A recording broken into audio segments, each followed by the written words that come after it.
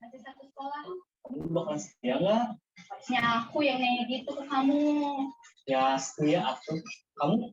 Mudah-mudahan aku kuat.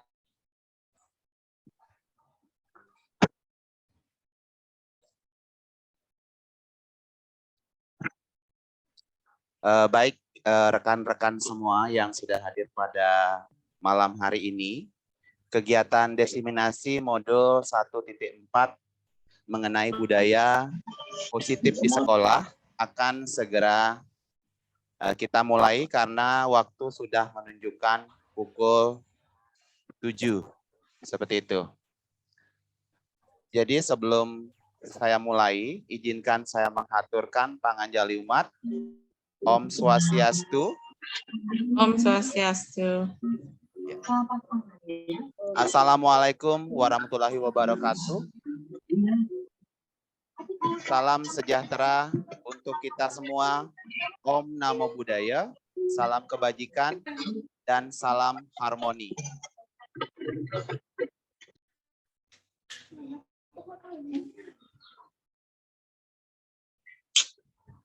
Baik, puji syukur kita panjatkan kehadirat Ida Sang Yang Widiwasa, Tuhan Yang Maha Esa, karena atas asungkerta warunugraha beliaulah kita dapat melaksanakan diseminasi modul 1.4 mengenai budaya positif pada malam hari ini.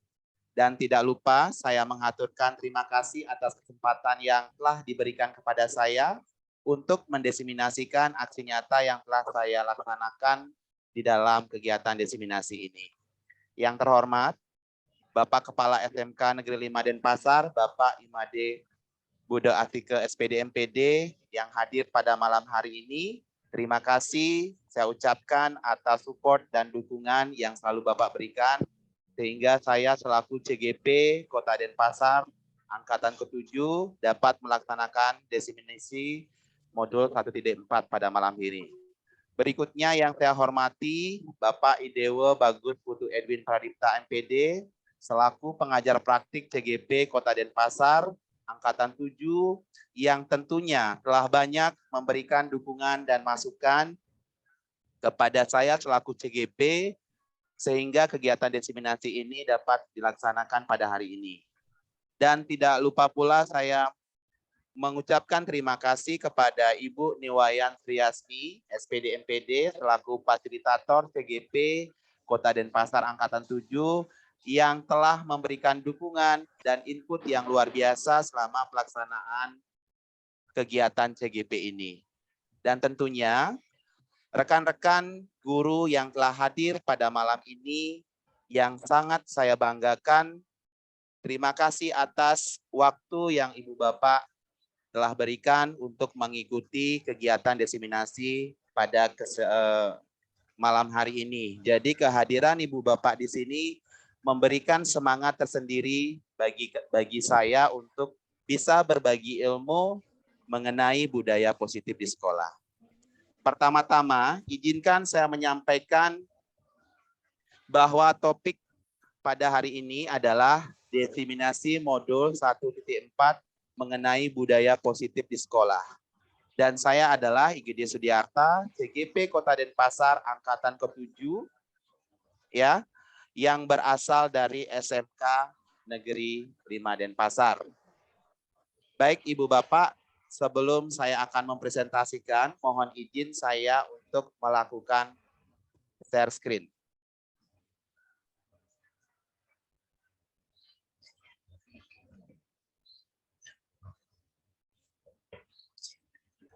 Bagaimana Bapak Ibu, apakah sudah muncul slide-nya di layar Bapak Ibu? Sudah Pak Gede, sudah. Ya, baik. Sudah Pak Gede.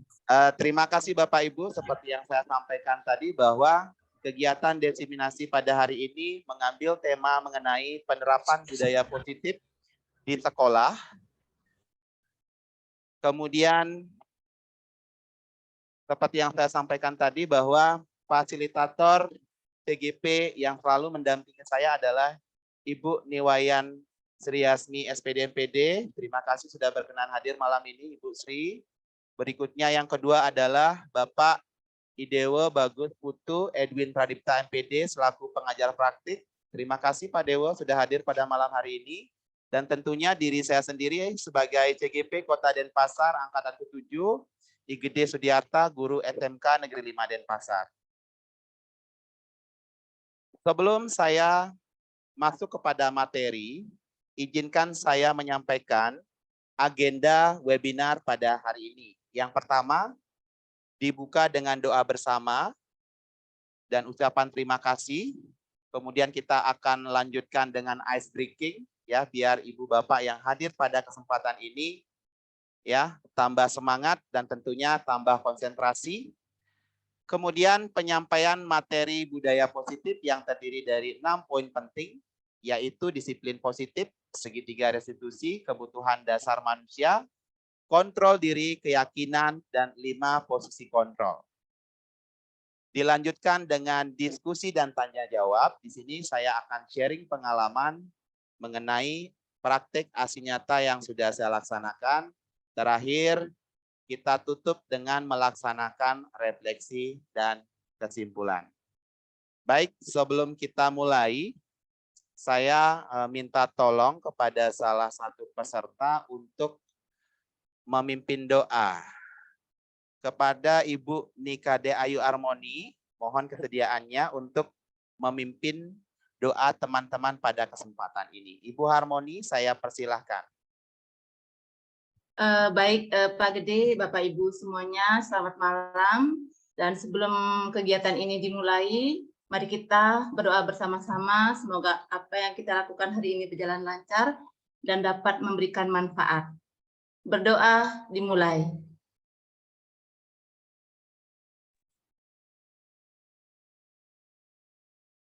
Berdoa selesai. Baik, ya, terima kasih Ibu Kade. Inggih. Ya, selanjutnya saya akan masuk pada penyampaian materi. Sebelum penyampaian materi seperti biasa. Jadi Ibu Bapak ya, di layar sudah ada gambar ya. Mari kita awali ice breaking ini dengan gambar. Jika Ibu Bapak bisa menebak gambar ini, silakan bisa raise hand mungkin ya. Ya, kira-kira jawabannya apa? Sandal. Ya, Ibu Chandra. Petenis handal. Ada jawaban lain kira-kira?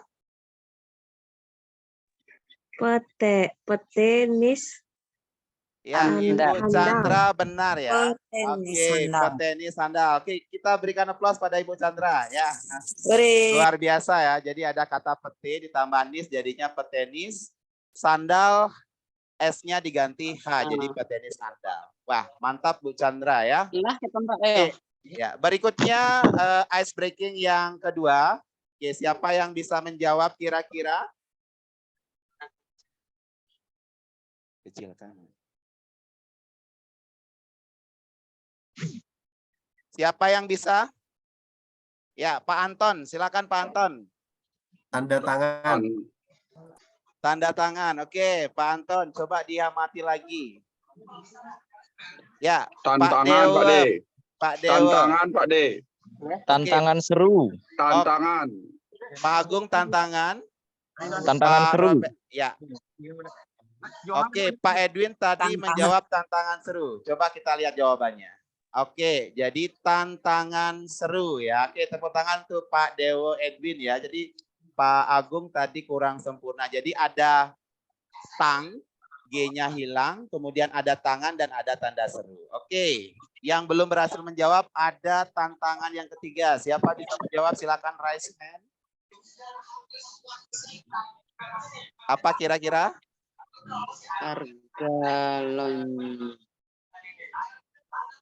Harga lon, Bu Desa? Harga lontong.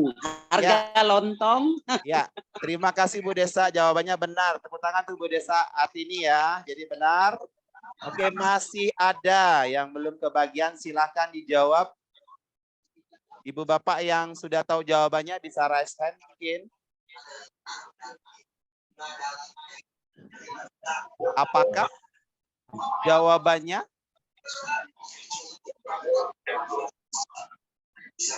Ya, Pak Robert, silakan. Ubi olahan. Ubi olahan. Oke, mungkin Ibu Chandra. Ibu Chandra, apa kira-kira? Sama ubi olahan. Ya, benar ya. Oke, jawabannya ubi olahan. Ada U, ada biola. Harusnya H diganti, N-nya jadinya an ya. Oke, ada lagi. Kira-kira apa? Kira-kira apa Tenaga jawabannya? petir. Ada yang tahu? Tenaga petir. Tenaga listrik, Pak De. Oke. Pak Tenaga Dwi apa listrik. tadi? Pak Dwi Risadiana? Tenaga listrik, Pak De. Tenaga listrik. Tenaga listrik. Tenaga listrik. Oke, Pak Agung juga sepakat ya, tenaga listrik. Ya, jadi benar ya, tenaga listrik. Ya. Ya, tepuk tangan untuk kita semua ya. Jadi demikian ice breaking yang sudah disampaikan. Tebak gambar, semoga bisa membuat ya Ibu Bapak menjadi fokus kembali sehingga menjadi lebih bersemangat untuk mengikuti materi berikutnya. Sebelum kita masuk ke materi, seperti biasa kita akan membuat komitmen dalam kegiatan pelajaran ini. Yang pertama, Ibu Bapak, saya mohon dengan sangat, apabila tidak ada halangan, mohon menyalakan kamera. Kemudian yang kedua, pada saat presentasi dilaksanakan, mohon Ibu Bapak untuk ya mematikan mikrofon sehingga tidak mengganggu jalannya kegiatan presentasi. Kemudian yang berikutnya hadir seutuhnya. Jadi selama 1 jam lebih ke depan, saya berharap Ibu Bapak untuk tetap berada di ruangan ini, menyimak materi yang disampaikan. Berikutnya kita belajar disiplin. Jadi apabila Ibu Bapak ingin menyampaikan sesuatu, silakan tekan fitur raise hand jika ingin bertanya atau berpendapat. Kemudian hargai waktu. Jadi Ibu Bapak ya, nanti kita belajar menghargai waktu, sebisa mungkin kita akan selesai tepat waktu. Bagaimana Ibu Bapak sepakat dengan komitmen pembelajaran yang kita lakukan hari ini? Sepakat. Bapak, Izin Pak Gede. Siap Pak Made? Ya, mohon maaf ya, Bapak nanti bisanya pakai headset aja. Karena Bapak akan bertemu dengan Gubernur Kalimantan jam 9 ini. Inge Bapak, Ya, terima ya, kasih sudah ya. berkenan hadir Bapak di tengah kesibukan yang Bapak laksanakan. Terima kasih Bapak. Namanya kan guru penggerak ya. Baik Ibu Bapak, tiang lanjutkan karena Ibu Bapak sudah berkomitmen bersama. Mari kita dengan disiplin dan bertanggung jawab untuk melaksanakannya. Ya, sekarang di depan Ibu Bapak sudah muncul gambar gelas yang berisi air. Nah, sekarang saya ingin bertanya kepada Ibu Bapak. Menurut Ibu Bapak, gambar ini gelas setengah kosong apa gelas setengah penuh? Jadi kemukakan alasannya kenapa Ibu memilih jawaban gelas setengah kosong ataupun gelas setengah penuh. Baik, Ibu Bapak, saya persilahkan. Siapa yang ingin menjawab? Ya, Pak Robert, dipersilakan. Pak Robert, mikrofonnya masih ya. Terima kasih atas jawabannya. Kalau melihat dari gambar ini, menurut saya ini gelas setengah penuh. Gelas setengah penuh. Alasannya kenapa Pak Robert? Kalau misalnya kita fokus di, kalau menurut saya sebenarnya dua-duanya bisa gelas setengah kosong dan gelas setengah penuh. Tapi kalau menurut saya kalau kita fokus di gelas setengah penuh yang terisi airnya, artinya kita fokus pada air yang akan bisa mengisi terus gelas sampai penuh. Harapannya ke depan seperti itu. Terima kasih. Oke, terima kasih Pak Robert. Luar biasa jawabannya ya. Saya sangat mengapresiasi. Tetapi mari kita tanyakan yang lain, apakah ada yang memiliki sudut pandang yang berbeda? Bapak Ibu, kami persilahkan. Menurut Bapak Ibu yang ada di gambar, gelas setengah kosong ataupun gelas penuh? Oke, saya mungkin ingin bertanya kepada Mbak Wiwid. Ya, Mbak Wiwid. Ibu Wiwid ada di ruangan? Iya. Ya, Ada. Ya. Maaf sinyal saya agak. Oke. Sinyal. Ya, oke Bu Komang Budiari, silakan. Raise hand Bu Komang. Ya, selamat malam Bapak Ibu semuanya. Bisa didengar nih? Sangat jelas Ibu Komang. Terima kasih sampun Oke. hadir. Nggih. Kalau pendapat yang pribadi, kalau disuruh berpendapat, kita lebih cenderung pada setengah berisi. Di Ya. sini kita penuh harapan, isi yang kita pikirkan Pak Gede. Ya. Jadi kita tidak mikir hal-hal yang kosong yang tidak ada harapannya. Jadi meskipun sisanya sama, jadi kita berpikir pada yang ada. Tetapi kalau kita perdebatkan, semua pasti akan memiliki sudut pandang yang ini Pak Gede. Daripada kita berdebat, lebih baik kan kita melakukan hal yang terbaik. Gitu. Oke. Poinnya sudah saya dapatkan Bu Komang. Jadi mengapa kita harus memperdebatkan dari sudut pandang? Jangan diperdebatkan. Ya, jangan diperdebatkan. Baik, kalau masing-masing Ibu orang sisinya berbeda. Siap. Ibu Teresia bisa mungkin bisa memberikan pandangan terhadap gambar ini? Ya Pak Gede ya. Maaf, ini mungkin sinyal saya agak putus-putus ya. Tapi lancar Ibu, jelas. Ya.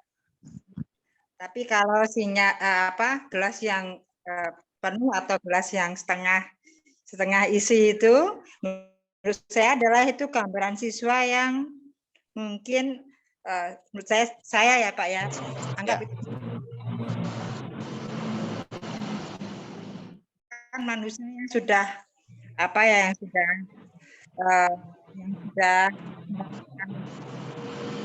ya. Dan sekarang kita sebagai fasilitator perlu menambah.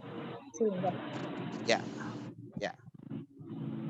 Baik, terima kasih Bu Win. Ya, terima kasih. Oke, jadi saya sudah dapat poinnya. Kalau kita melihat gambar ini, gelas setengah kosong benar, ya, karena memang terisi hanya setengah. Kalau gelas setengah penuh benar, karena kosongnya juga setengah. Jadi apa yang disampaikan oleh ketiga teman kita, baik itu Pak Robert, Ibu Komang, dan Bu Teresia adalah semuanya benar. Nah, tetapi hal yang ingin saya kaji di sini adalah daripada kita melihat apakah dia setengah kosong ataupun setengah penuh.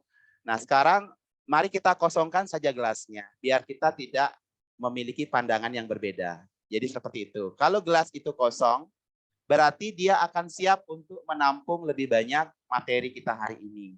Saya yakin Ibu Bapak yang hadir di sini adalah orang-orang yang sudah berpengalaman, bahkan banyak senior saya di sini.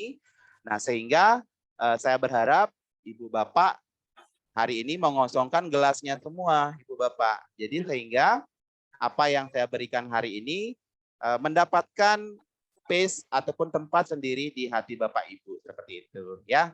Jadi gelas setengah kosong maupun gelas setengah penuh, seperti kata Bu Budiari, mari kita tidak perlu perdebatkan, mari kita kosongkan gelasnya sehingga kita siap untuk menerima materi kita hari ini. Bagaimana, sepakat Ibu Bapak nggih? Kita kosongkan gelas kita semua. Sepakat ya Ibu Bapak? Sepakat. Oke. Oke, Pak. Oke, Pak Made Budasika Resen, mungkin ada yang ingin disampaikan Bapak? Ya. Ya tadi Pak Gede RSN yang tadi itu. Komentar juga, tapi udah dikosongkan kelasnya ya enggak apa. Jadi kita dianggap bukan dianggap ya, kita diharapkan untuk siap diisi oleh teman kita ya. Siap, oleh siapapun maupun kita dalam satu kegiatan ini. Terima kasih teman-teman yang sudah bergabung. Ini yang lainnya mudah-mudahan ikut bergabung terus ya. Silakan dilanjut Pak. Baik, karena teman-teman sudah sepakat untuk mengosongkan gelasnya, ya. Mari kita siap-siap untuk melaksanakan pembelajaran hari ini, ya. Jadi, adapun tujuan kita berkumpul pada hari ini adalah yang pertama, kita memahami konsep pendidikan menurut Ki Hajar Dewantara, di mana hari ini konsep tersebut akan kita hubungkan dengan lingkungan positif di sekolah yang berpusat pada peserta didik. Kemudian yang kedua, bagaimana peran guru dalam menerapkan budaya positif di sekolah. Jadi di sini guru diharapkan mampu menjadi agen perubahan dalam menciptakan konsep disiplin positif untuk menciptakan peserta didik yang berwawasan profil Pancasila. Kemudian yang ketiga, mampu melaksanakan praktik baik mengenai budaya positif yang ada di sekolah. Jadi bagaimana guru mampu melaksanakan praktik baik tersebut yang berhubungan nantinya dengan posisi kontrol dan segitiga restitusi dalam mengatasi permasalahan yang dilaksanakan oleh peserta didik, yang dialami oleh peserta didik. Kalau kita berbicara mengenai konsep pemikiran Ki Hajar Dewantara, bahwa Ki Hajar Dewantara mengibaratkan bahwa peserta didik ya itu adalah sebagai bibit. Seperti itu. Jadi peran pendidik di sini adalah sebagai seorang petani atau tukang kebun. Anak-anak seperti biji tumbuhan yang disemai dan ditanam oleh Pak Tani ataupun tukang kebun di lahan yang telah disediakan. Jadi anak-anak itu bagaikan bulir jagung yang ditanam.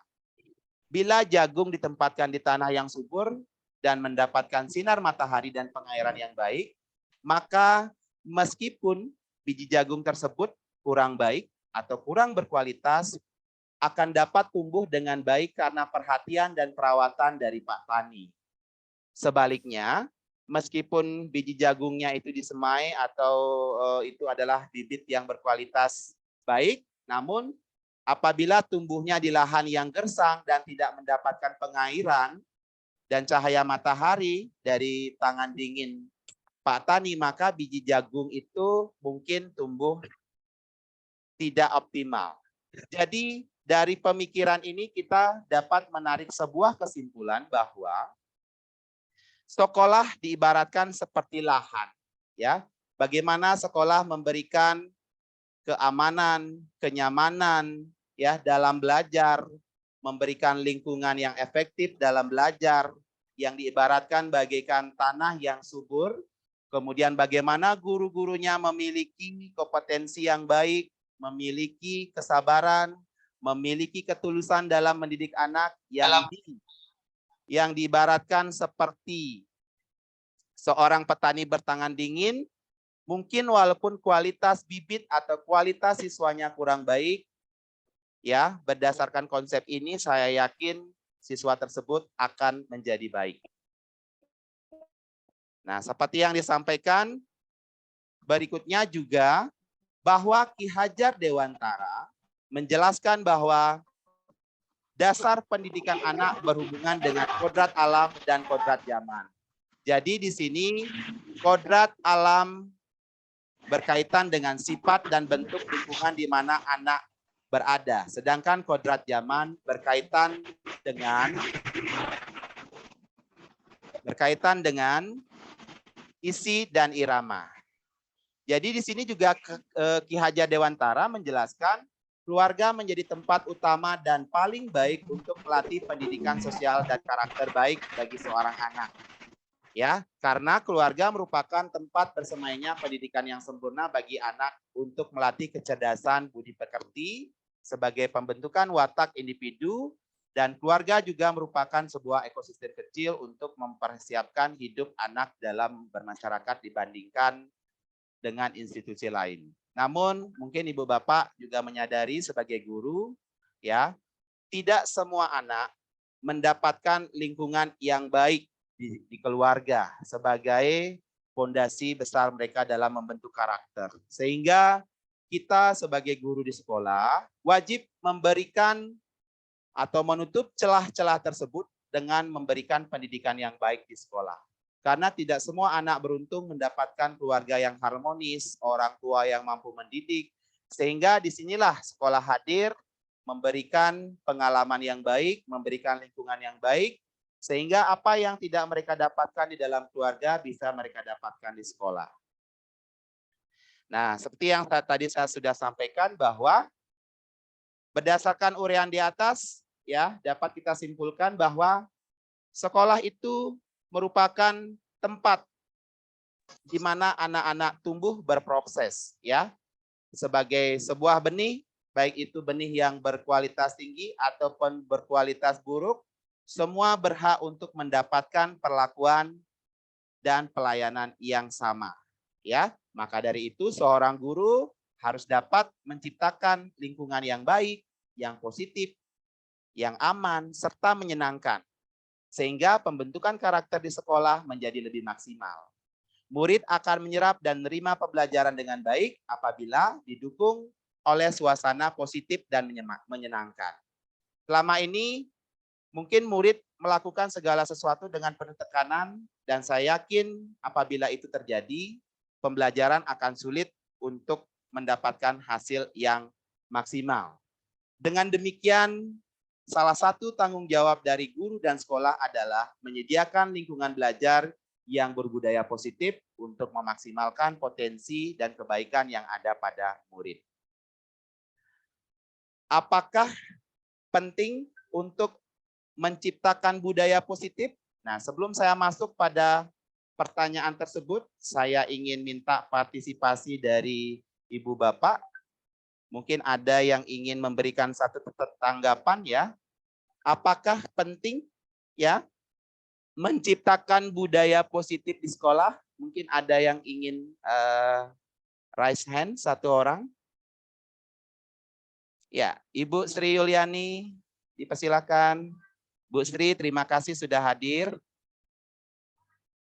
Ibu Sri, mikrofonnya masih. Ya, silakan Bu Sri. Baik, terima kasih Pak Gede. Mungkin saya ingin menanggapi sedikit. Apakah penting menciptakan budaya positif? Menurut saya penting Pak Gede. Karena dengan menciptakan budaya positif itu dari internal untuk siswa dulu, misalkan bagaimana menciptakan budaya positif itu di kelas, terus nanti dikembangkan ke sekolahnya, lingkungan sekolah lebih luas seperti itu, akan menimbulkan karakter siswa itu untuk bertanggung jawab seperti itu. Dengan mereka bertanggung jawab, maka itu merupakan suatu menjadikan mereka itu mandiri dan memiliki jati diri, dan itu akan menjadi bekal di kemudian hari jika mereka melanjutkan ke ke jenjang yang lebih tinggi atau keluar dari SMA misalnya. Itu kalau sekarang kan Pak Gede di SMK misalnya, keluar dari jenjang SMK seperti itu.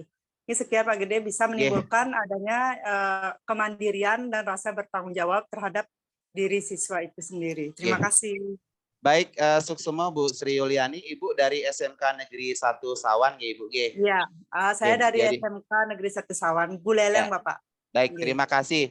Luar biasa. Jadi Bu Sri tadi sudah menyampaikan dengan sangat lengkap bahwa bagaimana budaya positif dapat menciptakan siswa yang bertanggung jawab sehingga akan mendapatkan jati diri mereka yang positif. Ya, pandangan yang sangat luar biasa Bu Sri. Jadi mungkin ada yang ingin melengkapi lagi satu orang, silakan di raise hand sebelum kita masuk pada materi berikutnya. Saya persilakan Ibu Bapak yang ingin menyampaikan pendapatnya, apakah penting menciptakan budaya positif? Ya, Ibu Kadek Harmoni, dipersilakan. Baik, terima kasih. Apakah suara saya terdengar dengan jelas, Bapak? Sangat jelas, Ibu. Jelas dan merdu. Baik, saya sangat setuju sekali dengan apa yang telah diungkapkan Ibu Sri Yuliani, nggih, Ibu, nggih. Nggih, dengan Ibu, salam kenal Ibu. Salam kenal juga Ibu, nggih. Maaf, kamera niki Bu. Nggih, Ibu Larissa, nggih. Baik, saya lanjutkan, nggih. Dengan menurut saya itu sangatlah penting menciptakan budaya positif. Karena apa? Dengan menciptakan budaya positif tentunya siswa akan merasa nyaman dengan lingkungannya, kemudian bersekolah juga merasa nyaman. Kemudian di samping itu, seperti kata Bu Sri Yuliani, juga dapat menciptakan kemandirian, rasa tanggung jawab dan disiplin siswa tersebut. Kenten nggih, Pak Gede, terima kasih. Nggih. Baik. Terima kasih Ibu Sri Yuliani dari SMK Negeri 1 Sawan dan Ibu Nikade Harmoni dari SMK Negeri 5 Denpasar yang sudah menyampaikan pandangannya. Ternyata memang menciptakan budaya positif itu sangat penting, ya. Nah, kemudian ya, di sini kita akan mencoba untuk sedikit bermain, ya. Jadi ibaratnya Ibu Bapak di sini berpasang-pasangan, gitu. Jadi Ibu Bapak berpasang-pasangan. Nah, Ibu Bapak adalah A, ya. Kemudian silakan Ibu Bapak kepalkan tangan. Coba Ibu Bapak kepalkan tangan. Satu tangan saja dikepalkan.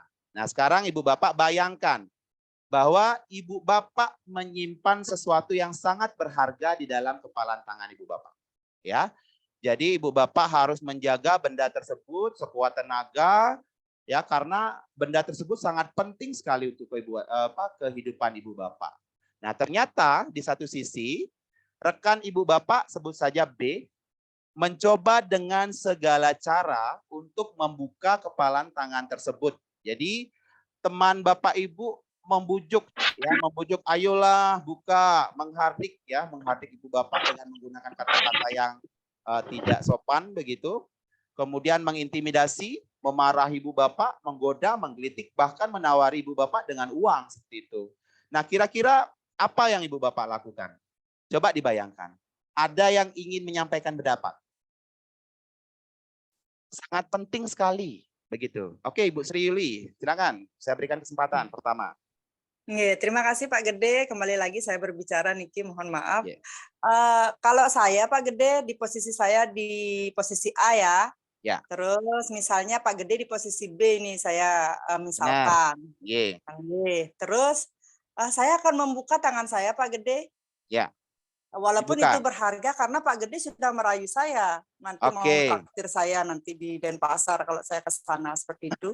Ya, siap saya Ibu akan Sri. buka dan kasih tahu bahwa ini yang ada di tangan saya. Seperti itu. Ya. Terima kasih Ibu Sri Yuli.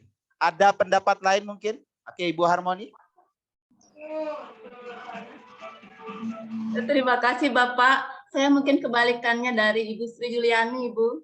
Ya. Saya tidak akan membuka tangan saya meskipun rayuan maut apapun yang Pak Gede berikan ke saya. Ya. Saya akan tetap mempertahankan tangan saya digenggam. Karena apa? Saya memiliki sesuatu yang sangat berharga untuk dipertahankan. Gitu. Jadi saya tidak akan tergoda rayuan oleh apapun. Ya.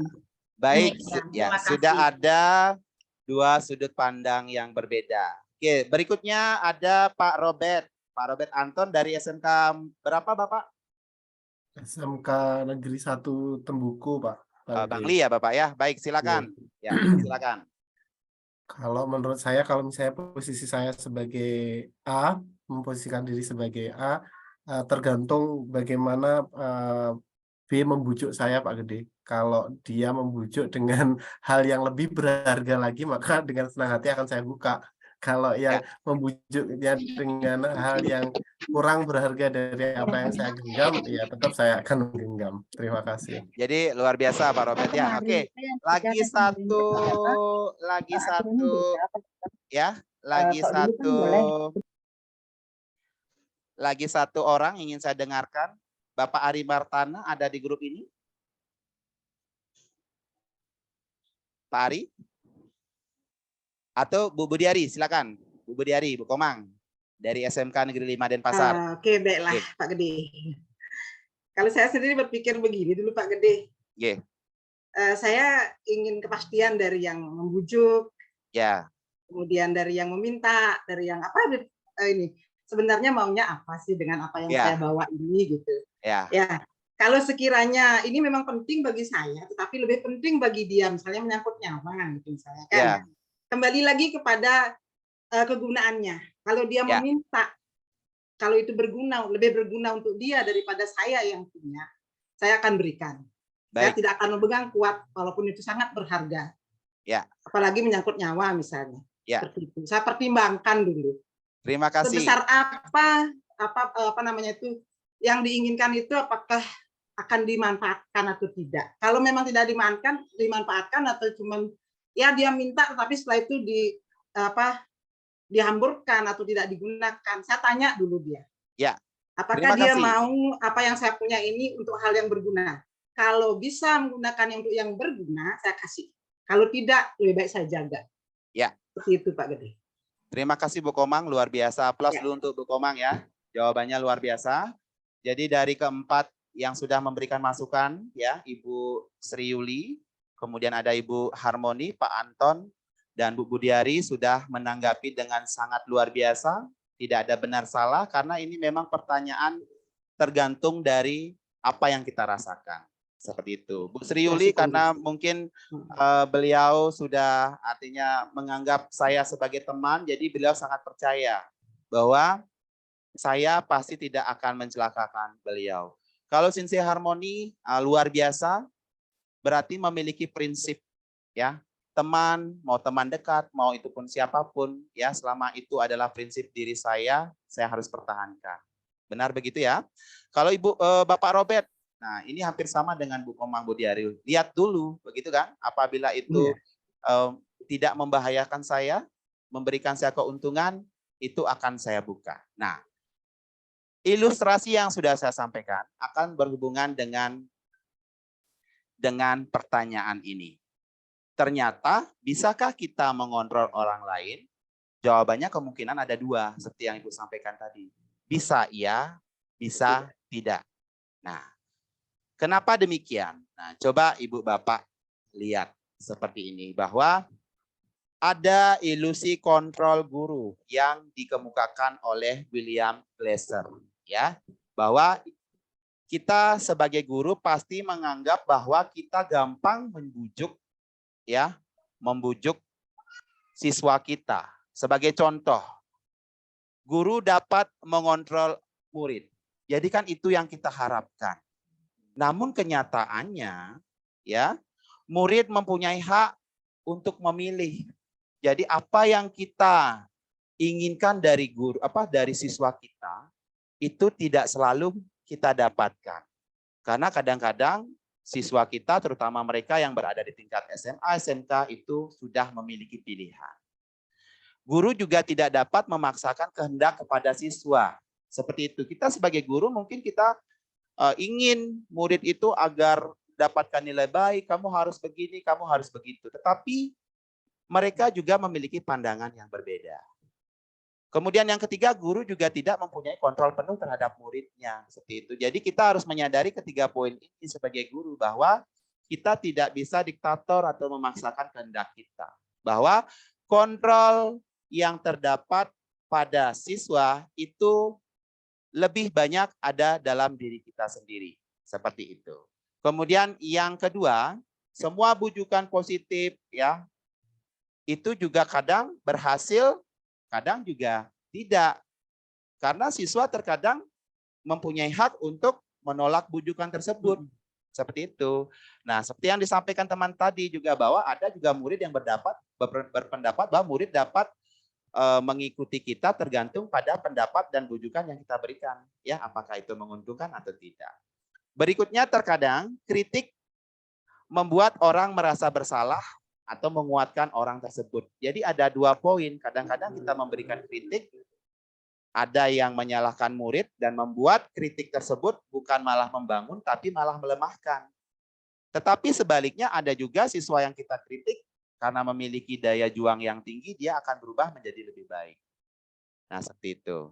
Dan berikutnya, orang dewasa punya hak untuk memaksa. Terkadang kita menganggap bahwa, oh, kita orang dewasa, sudah berpengalaman. Kadang-kadang ada mungkin guru, Bapak lo sudah 12 tahun sebagai guru, jadi pengalaman Bapak lebih banyak. Nah, seharusnya kita tidak berpendapat seperti itu. Karena kita sebagai guru berpedoman bahwa kita bisa belajar dari siapa saja, termasuk dari murid kita. Jadi paham-paham seperti ini, jadi orang dewasa itu memiliki hak untuk memaksa. Sebagai guru, mari kita hindarkan tersebut. Karena ternyata orang dewasa juga tidak mampu mengontrol murid. Banyak kenyataan seperti saat ini kita temukan bahwa guru belum tentu dapat mengendalikan kelas yang mereka ajar. Dan terkadang bahwa perilaku memaksa itu tidak efektif pada jangka waktu yang lama. Mungkin pada saat ibu bapak mengajar itu efektif, tetapi jangka panjangnya itu tidak akan efektif. Bisa jadi pada saat ibu bapak sudah keluar dari ruangan tersebut, siswa tersebut akan kembali ke identitas mereka yang semula. Oke. Nah, kemudian, bagaimana cara mendisiplinkan murid? Siapa saja yang dapat mendisiplinkan murid? Apakah guru yang bisa mendisiplinkan murid, atau kepala sekolah, atau orang tua, atau mungkin murid sendiri? Nah, pertanyaan itu akan langsung saya jawab. Dari paparan Ki Hajar Dewantara, di sini menyatakan bahwa untuk mencapai kemerdekaan atau dalam konteks pendidikan saat ini, ya, untuk menciptakan murid yang merdeka, syarat utamanya adalah harus ada disiplin yang kuat. Disiplin di sini maksudnya adalah disiplin diri yang memotivasi internal. Nah, jika tidak memiliki motivasi internal, maka kita memerlukan pihak lain untuk mendisiplinkan atau memotivasi eksternal. Karena berasal dari luar, bukan dari dalam diri kita sendiri. Nah, poin ini menyatakan bahwa yang terpenting dalam meningkatkan disiplin diri itu bukan dari motivasi eksternal, tetapi itu semua dari dalam diri kita atau motivasi internal. Apabila kita kaitkan dengan siswa kita bahwa kita sebagai guru memotivasi secara eksternal itu penting karena tidak semua siswa kita memiliki motivasi internal yang baik seperti itu. Jadi Ibu Bapak mungkin walaupun ada siswa yang malas, ya, ada siswa yang tidak bersemangat karena memang dari motivasi internalnya itu kurang baik. Disinilah motivasi eksternal itu memiliki peranan yang penting. Nah, motivasi eksternal ini datang dari Ibu Bapak segitu. Kemudian pemikiran Ki Hajar Dewantara ini sejalan dengan pandangan Diana Gosen dalam bukunya Restructuring School Discipline pada tahun 2001. Jadi Diana menyatakan bahwa kata disiplin berasal dari bahasa Latin disciplina yang artinya belajar, ya. Kata disiplin juga berasal dari kata yang sama dengan disiplin atau murid atau pengikut, ya. Untuk menjadi seorang murid atau pengikut, seseorang harus paham betul alasan mengapa mereka mengikuti suatu aliran ajaran tertentu sehingga motivasi yang terbangun adalah intrinsik. Nah, jadi kalau kita lihat dari pemikiran yang kedua, Ibu Bapak dalam membangunkan motivasi internal ya dalam diri anak, Ibu Bapak harus menyampaikan tujuan pembelajaran. Mengapa sih mereka harus ya mempelajari apa yang Ibu Bapak ajarkan? Jadi benefitnya apa ya yang mereka dapatkan sehingga dari sana mereka tersadar ya. Oh, saya ternyata penting untuk belajar matematika. Oh, ternyata saya penting untuk belajar bahasa Inggris. Mungkin secara teori seperti itu, kenyataannya tidak sama seperti yang saya sampaikan. Nah, itulah tugas kita sebagai guru, bagaimana kita selalu berjuang tanpa henti. Ya, karena sebagai seorang guru, kita juga sebagai seorang motivator. Ya, apabila Ibu Bapak berhasil dalam memotivasi murid Ibu Bapak menjadi lebih baik, di sanalah kepuasan batin kita sebagai seorang guru, ya, karena kita berhasil untuk membuat mereka berubah ke arah yang lebih baik. Nah, berikutnya, apa saja dampak dari pemaksaan? Nah, seperti yang saya sampaikan tadi bahwa motivasi eksternal yang sering terjadi di sekolah adalah pemaksaan. Seperti tadi, sering terjadi, walaupun sekarang sudah mulai berkurang. Nah, apabila kita memaksakan, ya, jadi perilaku itu tidak akan menjadi kebiasaan dalam jangka panjang. Seperti yang saya sampaikan tadi, pada saat gurunya ada, dia akan menjadi baik. Setelah gurunya menghilang, dia akan kembali ke identitas semula. Kemudian akan hilang ketertarikan bahkan antipati terhadap kegiatan yang dipaksakan. Ya, jadi Ibu Bapak mungkin sudah pernah mengalami ya, jangankan ya mengikuti pelajaran dengan baik. Ada beberapa anak yang memang tertarik pun tidak. Apabila Ibu Bapak tidak menciptakan suasana kelas yang menyenangkan, bagaimana siswa tersebut mau untuk mengikuti pembelajaran kita, sementara tertarik saja tidak, ya. Jadi di sini adalah bagaimana kita sebagai seorang guru mampu memberikan kesan pertama yang baik, ya, sebelum masuk kelas dan memberikan motivasi-motivasi yang baik, ya, sehingga mereka nantinya sedikit demi sedikit akan tertarik mengikuti pembelajaran kita. Kemudian yang ketiga, kemerdekaan berekspresi dan potensi anak menjadi terbatas. Nah, seperti kita hubungkan dalam kurikulum Merdeka Belajar, jadi ada Merdeka Belajar, pemaksaan itu sudah sangat tidak relevan lagi. Jadi mari kita menjunjung kebebasan dalam berekspresi dan potensi anak. Kita kembangkan dengan catatan masih dalam batas-batas koridor, ya, yang tentunya tidak bertolak belakang atau bertolak dengan norma-norma atau peraturan-peraturan yang sudah ditetapkan oleh sekolah. Nah, berikutnya cara positif bagaimana kita meminta murid untuk melakukan sesuatu tanpa memaksa. Yang pertama itu kita selalu mengajak, mendorong murid untuk melakukan kegiatan yang membuat mereka senang.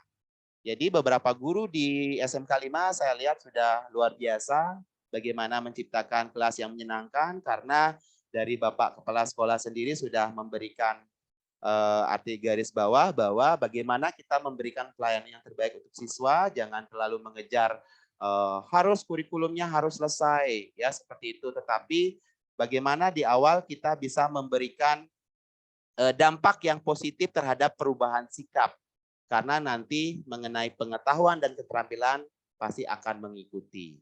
Kemudian yang kedua, membuat murid untuk menemukan inspirasinya. Ini merupakan PR penting bagi kita.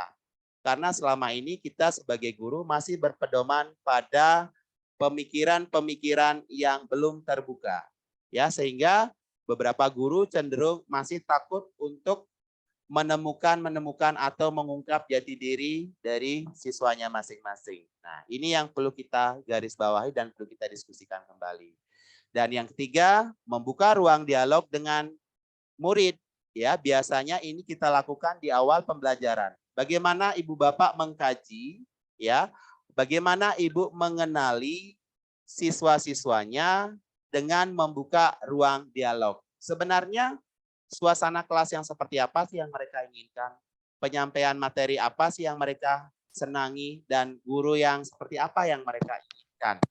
Jadi di awal kita akan membuat suasana yang nyaman, saling sharing terhadap keinginan kelas yang nantinya akan menjadi sebuah keyakinan kelas yang akan saya bahas di belakang nanti. Nah, kemudian yang tidak kalah penting bagaimana kita menstimulus motivasi internal. Seperti yang saya sampaikan tadi, tidak semua siswa memiliki motivasi internal yang baik, ya. Jadi kita sebagai seorang guru wajib untuk memotivasi secara eksternal. Apa yang kita lakukan? Yang pertama, kita yakini bahwa apa sih nilai dalam keluargamu, ya. Terkadang kita perlu juga mengetahui latar belakang keluarga dari anak tersebut sehingga kita bisa mengambil kesimpulan treatment apa yang akan kita lakukan selanjutnya. Kemudian nilai baik apa yang kamu percayai? Nah, kita akan bicarakan ini nanti di keyakinan kelas. Apa respon dari luar jika kamu berperilaku sesuai dengan nilai-nilai yang kamu percayai? Nah, ini lebih kepada dari poin 1, 2, 3, 4, 5, 6, 7. Lebih kepada pendekatan secara personal bagi siswa-siswi kita yang sekiranya memerlukan perlakuan khusus di mana mereka tidak memiliki motivasi belajar internal yang kurang seperti itu, ya. Nah, seperti ini, ya. Pemaksaan atau hukuman, ya, yang sudah disampaikan oleh Diana Gosen dalam buku yang tadi sudah saya sebutkan, Restructuring Structure Disiplin, menyatakan bahwa di sini ada 2 motivasi, ya.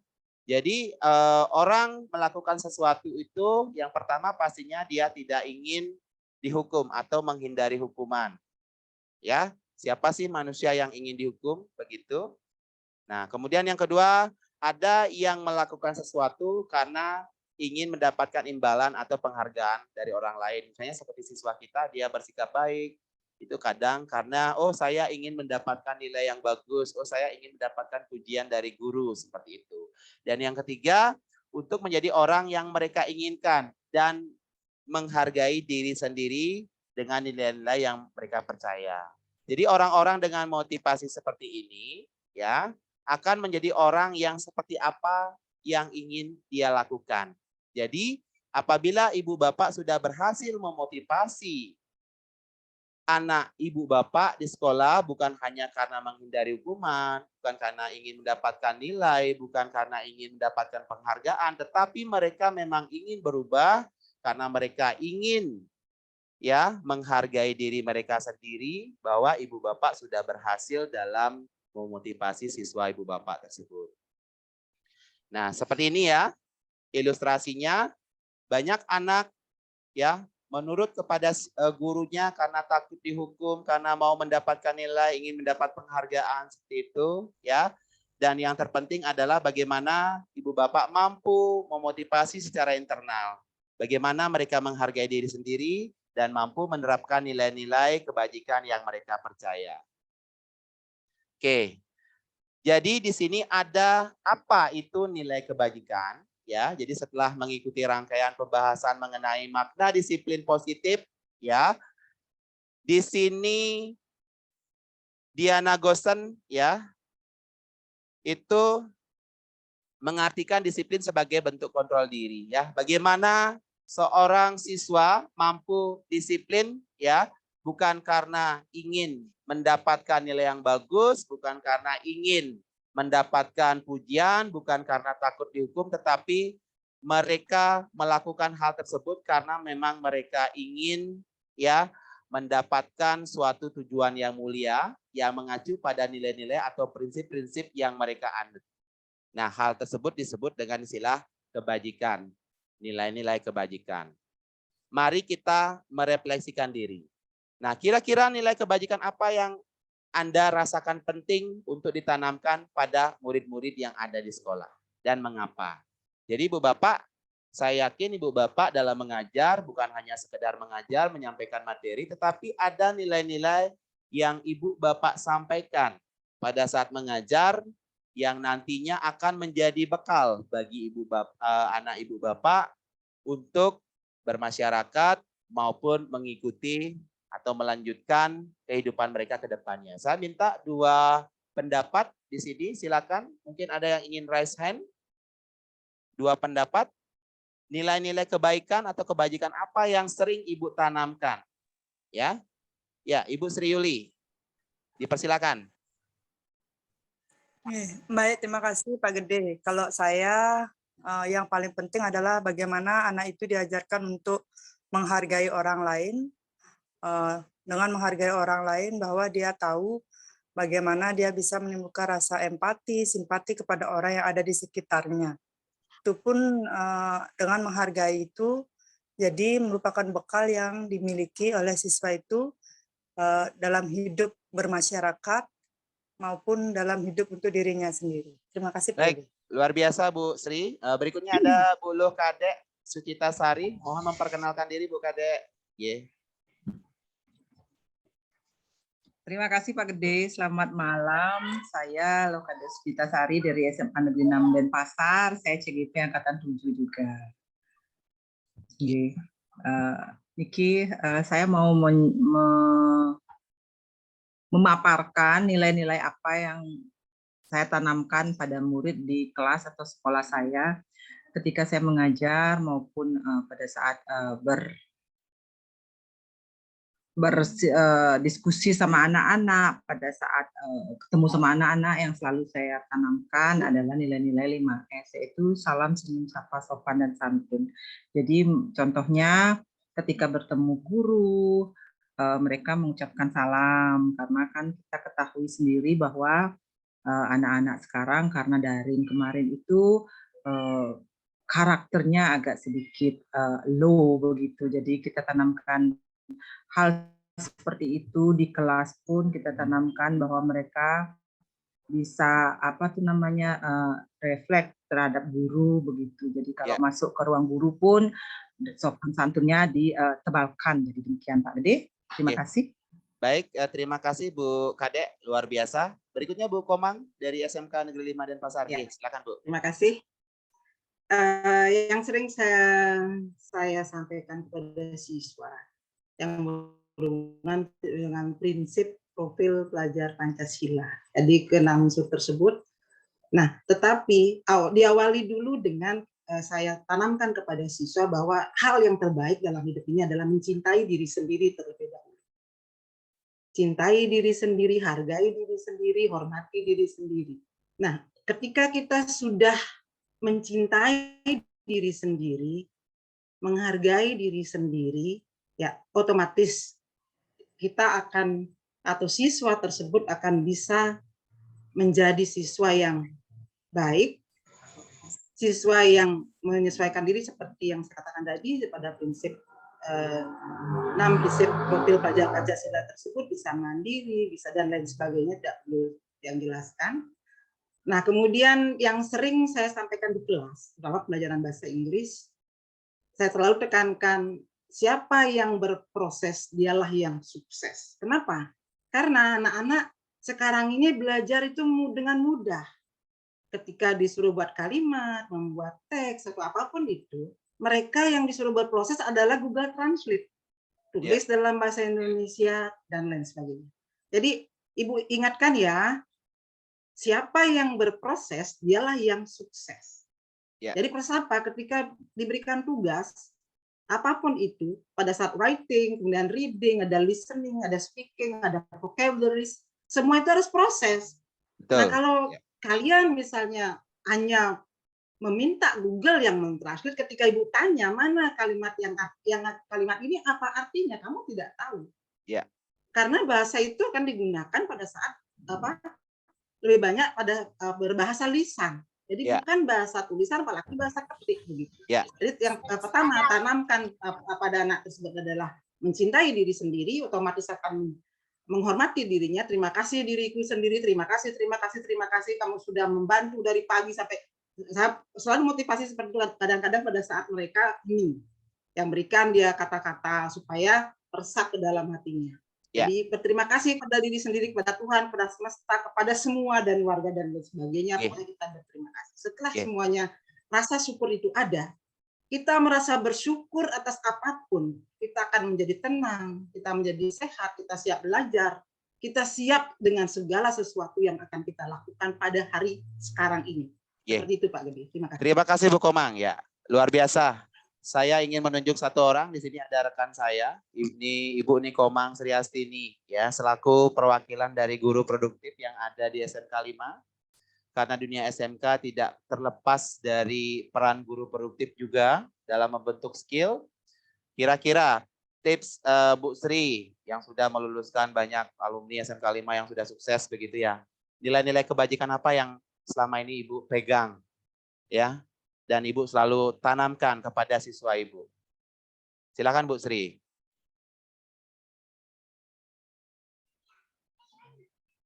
Baik, terima kasih Pak Gede atas waktunya dan menerima saran dari saya. Kalau menurut saya, dan banyak lagi saya belajar dari senior-senior saya di SMK Negeri 5. Intinya nilai kebajikan yang pertama saya tanamkan ke anak-anak saya, dan selalu saya ingatkan itulah menghormati orang tua. Apapun yang terjadi, mereka tidak akan ada jika tidak ada orang tua mereka. Apapun yang mereka lakukan di sekolah, sampai ada yang curhat tentang keadaan di rumahnya, mempengaruhi keadaan dia di sekolah, selalu saya tetapkan bahwa apapun pendapat kalian tentang orang tua kalian, mereka tetap akan menjadi orang tua kalian, mulai dari kalian lahir sampai nantinya kalian menjadi orang yang akan menjadi orang tua kembali. Jadi intinya menghormati diri sendiri, menghormati orang lain itu pasti, tetapi yang selalu diingat di hati mereka itu adalah orang tua. Apapun yang terjadi di kehidupan mereka, baik yang merasa bahwa diri mereka sudah mandiri, saya bisa dewe Bu, bisa menghasilkan uang, tetapi tetap saya ingatkan walaupun mereka bisa menghasilkan uang, waktu mereka lahir pasti perlu yang namanya orang tua, baik dari segi fisik untuk membimbing mereka, dari segi materi, mengajarkan mereka etika, itu tidak hanya selaku di sekolah, tetapi awal muawal itu adalah dari keluarga, seperti yang Pak Gede paparkan di awal, itu balik lagi keluarga memiliki peran penting dalam perkembangan anak didik kita. Dan kita di sekolah hanya membantu sebatas pertemuan kita saja. Jadi selesai pertemuan dengan kita, balik lagi ke keluarga. Begitu pendapat saya Pak Gede. Terima kasih. Luar biasa Bu Sri. Tepuk tangan untuk Bu Sri Astini ya. Masih ada 2 orang yang raise hand. Yang pertama saya berikan kepada Ibu Sri Rejeki kesempatan. Dilanjutkan dengan Bapak IGD Parwata. Silakan Bu Sri Rejeki. Iya, terima kasih Pak Gede atas waktunya. kalau saya selama saya ngajar di kelas, saya tanamkan kepada anak-anak bagaimana kita harus selalu berbuat kebajikan, berbuat baik kepada seseorang agar hidup kita itu semakin bermanfaat. Ketika kita selalu berbuat baik, mau berkolaborasi, kemudian mau berbagi dengan sesama, nanti ketika kita kena musibah, pasti akan dikurangi. Karena kita sudah melakukan menanam kebaikan-kebaikan. Kemudian kepada teman-teman di kelas juga mereka harus mempunyai rasa empati sehingga anak-anak itu merasa senang apa yang menjadi tujuan untuk belajar, dia akan merasa senang menikmati lingkungan yang harmonis. Nah, itu yang selama ini saya berikan kepada anak-anak, apa sebenarnya tujuan dari hidup kita. Kalau orang pintar tetapi tidak beretika, kemudian tidak memiliki rasa empati, bahkan suka mereka menzolimi, biasanya mereka tidak akan berhasil. Pasti suatu saat mereka akan kena musibah. Nah, sehingga mari saya mengajarkan pada anak-anak, mari kita menghargai diri sendiri, kemudian kita harus mau bersosialisasi karena teman itu adalah rezeki bagi kita. Itu yang pernah saya lakukan Terima kasih Bu Sri. Terima kasih luar biasa Bu Sri. Jadi kita harus selalu berbuat baik ya. Terakhir Pak Gede Parwata, dipersilakan Pak Gede. Ya, terima kasih Pak Gede atas waktunya. Mungkin di sini saya sendiri hanya ingin menambahkan dari pemaparan teman-teman guru tadi. Nah, kalau saya sendiri sebagai seorang guru yang menghadapi siswa, itu artinya sering berhadapan dengan siswa di sekolah, jadi nilai yang saya sendiri tanamkan atau nilai kebajikan yang saya tanamkan di situ adalah yaitu rasa tanggung jawab. Jadi dengan memberikan penanaman nilai rasa tanggung jawab pada diri sendiri, otomatis anak itu harus bertanggung jawab satu kepada dirinya sendiri sebagai sebagai anak, itu tugasnya sebagai pelajar itu bagaimana, tujuannya belajar itu seperti apa, itu dia harus mempertanggungjawabkan itu. Terus dia juga harus sadar dan mempertanggungjawabkan dirinya sebagai seorang anak di rumah. Itu bagaimana sehingga rasa tanggung jawab itu nanti kedepannya akan mereka terus bawa dan akan akan mereka terapkan di lingkungan baik di masyarakat maupun di tempat mereka bekerja. Itu yang kira-kira yang saya bisa tanamkan kepada anak-anak. Baik, luar biasa dari 6 yang berikan masukan, berikan aplaus Jadi kalau secara garis besar saya dapat menarik benang merah dari Bu Sri Yuli tadi menyampaikan bagaimana kita belajar menghargai orang lain. Dilanjutkan dengan Ibu Suci dari SMA 6 juga sudah menyampaikan pentingnya etika dalam bergaul, dalam bersosialisasi. Kemudian Bu Budiari yang secara tidak langsung menyampaikan bahwa kejujuran dalam berproses itu sangat penting, begitu. Dilanjutkan oleh Ibu Sri Astini, pentingnya menghormati, ya tadi menghormati orang lain sudah, mencintai diri sendiri dari Bu Budiari sudah. Dilanjutkan dengan Ibu Komang Asrias ini bahwa pentingnya kita untuk menghormati orang tua. Dan Pak Gede Parwato juga menambahkan bahwa pentingnya rasa tanggung jawab, ya luar biasa. Oke, kita lanjutkan. Nah, karena di sini ya untuk kebaikan ya atau nilai-nilai kebaikan itu akan berhubungan dengan apa yang disebut dengan hukuman, konsekuensi dan restitusi, seperti itu.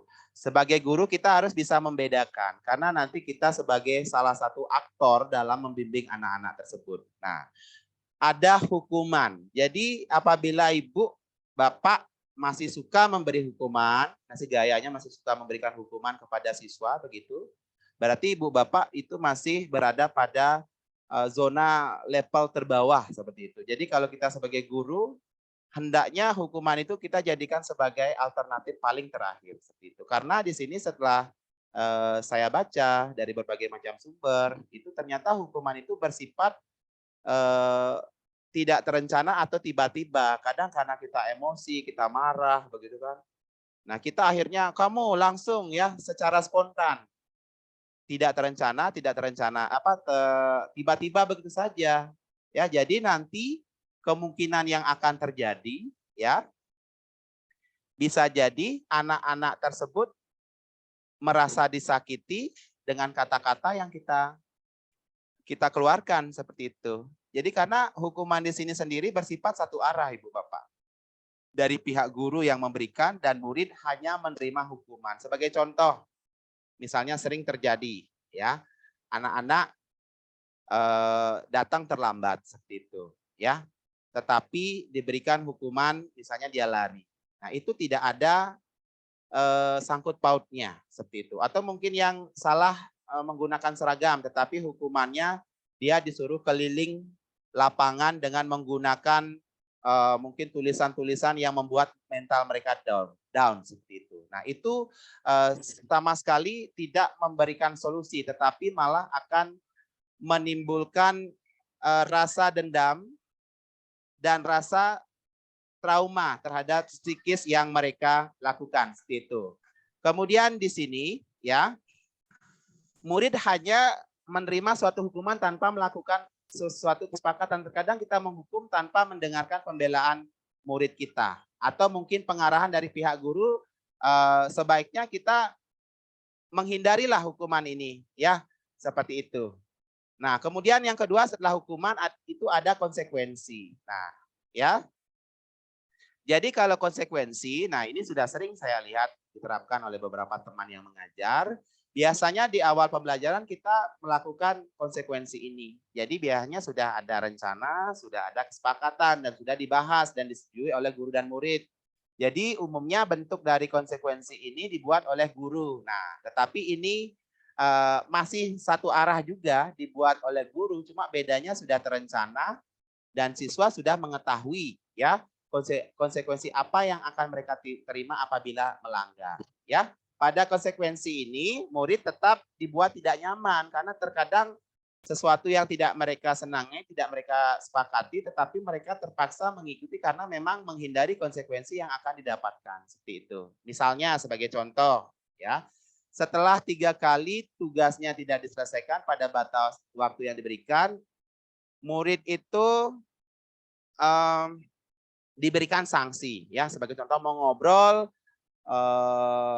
kalau misalnya dihukum kan, misalnya kalau dia terlambat misalnya, begitu kan? Tadi kan hukumannya misalnya lari keliling lapangan, itu namanya hukuman. Kalau konsekuensi itu misalnya kalau mereka terlambat 30 menit, berarti mereka pulangnya harus diundur 30 menit, diberikan kegiatan yang kira-kira bermanfaat untuk merubah mereka. Jadi itu perbedaannya. Kemudian kalau peraturan konsekuensi itu, ya, yang diikuti itu sudah diketahui sebelumnya oleh siswa, jadi guru itu akan gampang memonitoring karena ada peraturan yang jelas gitu. Sebagai contoh lain misalnya, anak misalnya mengganggu temannya pada saat pembelajaran, ya. Konsekuensinya apa? Nah, konsekuensinya adalah dia meminta maaf kepada temannya dan berjanji untuk tidak mengulangi lagi. Bisa diwujudkan dalam bentuk tulisan, ya, bisa juga diwujudkan dalam bentuk tingkah laku seperti itu. Itu yang membedakan, ya. Sebagai contoh, nah, coba Ibu Bapak lihat perbedaan bagan yang ada pada kolom di bawah ini, perbedaan antara hukuman dan konsekuensi. Sebagai contoh, nah, silakan Ibu Bapak tentukan dari pernyataan tindakan guru ini kira-kira dia masuk hukuman atau konsekuensi. Sebagai contoh, yang pertama, mencatat 100 kali di dalam buku kalimat saya tidak akan terlambat lagi karena terlambat sekolah. Kira-kira itu termasuk hukuman atau konsekuensi? Hukuman. Coba siapa yang kira-kira dapat memberikan alasan kenapa sih ini masuk ke hukuman bukan konsekuensi? Bisa raise hand mungkin? Menyiksa, Pak. Oh ya, Bu Wiwin ya, menyiksa Bu Wiwin ya. Oke, terima kasih Bu Wiwin. Ada lagi yang ingin menambahkan? Tidak ada ya? Oke. Kalau lari, ya Bu Sri Yuliani, silakan. Kalau yang tadi konsekuensi Pak Gede. Oh gitu, ya, oke. Nah, terus kalau lari itu baru hukuman karena dia menyangkut ke fisik ya Pak. Ya, oke. Ya. Menyakiti. Baik, ya. Kemudian ada lari mengelilingi lapangan, ada murid diminta push up 15 kali karena tidak menggunakan masker, itu kira-kira termasuk apa? Hukuman ya, sepakat semua ya. Mengganti kertas tugas teman yang telah dicoret-coret itu masuk apa kira-kira? Konsekuensi. Ya, ya, oke. Membersihkan tumpahan air di atas meja tulis karena tersenggol. Konsekuensi. Ya, konsekuensi. Kemudian murid disuruh untuk mengenakan sepatu tidak mengenakan sepatu seharian hukuman. Karena ya, hukuman. Hukuman. Kemudian lari mengelilingi lapangan basket 2 kali karena terlambat 10 menit pada pelajaran PJJ. Hukuman. Ya, oke, coba kita lihat jawabannya ya. Oke. Nah, ini berdasarkan literatur jawabannya. Yang pertama, mencatat 100 kali di dalam buku kalimat saya tidak akan terlambat itu termasuk hukuman. Karena memang tidak ada korelasinya, ya.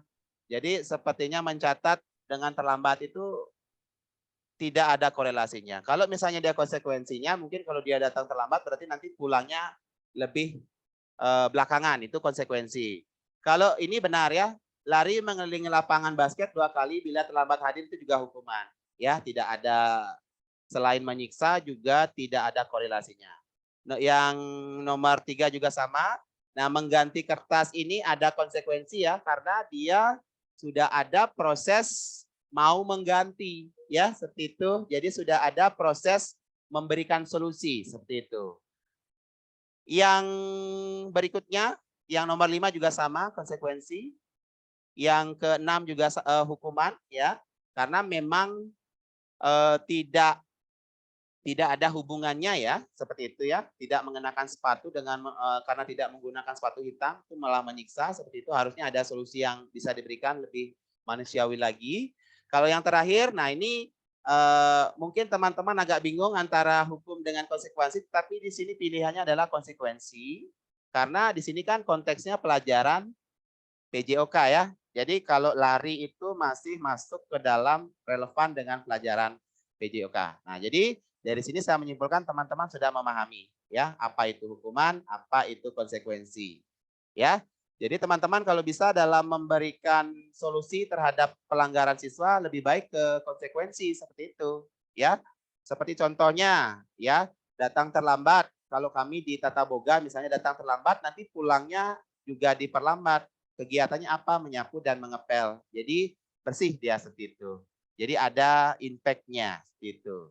Nah, ini yang harus kita pahami sekarang mengenai restitusi.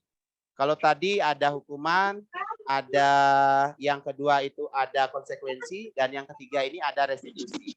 Kalau tadi hukuman dan konsekuensi itu masih bersifat satu arah seperti itu ya, sementara di dalam restitusi itu sudah bersifat 2 arah ya. Karena di dalam restitusi itu ada proses ya, ada proses menciptakan kondisi bagi murid untuk memperbaiki kesalahan mereka seperti itu, sehingga mereka bisa kembali pada kelompok mereka dengan karakter yang lebih baik. Jadi restitusi juga merupakan proses kolaboratif. Jadi di sini namanya berkolaboratif berarti ada peran dari guru dan ada peran dari peserta didik ya. Kolaborasi yang mengajarkan murid untuk mencari solusi terhadap permasalahan mereka. Jadi bukan guru yang memberikan solusi, tetapi kita yang membantu siswa mencarikan solusi dari menggali dari siswa tersebut. Seperti itu. Jadi membantu murid berpikir tentang orang seperti apa yang mereka inginkan sebagai contoh ya. Kemudian bagaimana mereka harus memperlakukan orang lain. Nah, seperti ini ya, ciri-ciri restitusi. Bisa Ibu Bapak simak ya. Yang pertama bukan untuk menebus kesalahan namun untuk mempelajari kesalahan. Jadi ada sesuatu yang bisa diambil hikmahnya dari kejadian tersebut. Memperbaiki hubungan sebagai contoh, siswa yang bertengkar ya, bukan hanya sekedar minta maaf tetapi setelah itu mereka sudah tidak ada lagi perasaan dendam. Tawaran bukan paksaan ya. Restitusi juga menuntun untuk melihat ke dalam diri. Seperti tadi kita menanyakan kembali keyakinan mereka ya, seperti apa? Nilai-nilai kebajikan mereka seperti apa yang sudah ditanamkan? Kita bertanya kembali. Nanti di dalam keyakinan kelas akan banyak saya jelaskan. Kemudian ada restitusi, mencari kebutuhan dasar yang mendasari tindakan. Karena pada dasarnya kita meyakini bahwa segala sesuatu tindakan yang dilakukan oleh siswa itu pasti memiliki dasar, ya. Kemudian restitusi diri adalah cara yang paling baik, ya. Nah, daripada hukuman, daripada konsekuensi, mari kita terapkan ini seperti itu. Nah, sebagai contoh, ini saya tayangkan. Karena kamu coret-coret sembarangan di tembok. Tadi pagi aku terlambat 20 menit. Maka aku harus tunggu 20 menit lagi untuk pulang. Maaf ya, ini aku ganti kertas yang baru. Bagaimana Ibu-ibu kira-kira ilustrasinya bisa dipahami nggih? Jadi yang pertama, ya, itu hukuman, ya, karena dia tidak boleh bermain, karena dia coret-coret tembok. Karena di sana tidak ada solusi seperti itu, ya. Kemudian juga antara yang dilakukan, yang diberikan hukuman tidak ada korelasinya. Kemudian yang kedua, karena dia terlambat, kemudian dihukum untuk pulang 20 menit lebih belakang. Itu adalah termasuk konsekuensi. Dan yang ketiga, ya, jadi ada solusi yang diberikan. Jadi dia selain minta maaf, dia juga mengganti kertas yang diberikan oleh temannya. Seperti itu. Oke, selanjutnya. Ya, saya ulang kembali ya. Coret-coret sembarangan di tembok. Tadi pagi aku terlambat 20 menit. Maka aku harus tunggu 20 menit lagi untuk pulang. Maaf ya, ini aku ganti kertas yang baru. Ya, seperti itu Ibu Bapak ya. Jadi ilustrasi ini saya gunakan agar Ibu Bapak lebih memahami. Nah, seperti ini ya. Kasus A ini termasuk tadi adalah hukuman ya. Berikutnya yang B itu ya.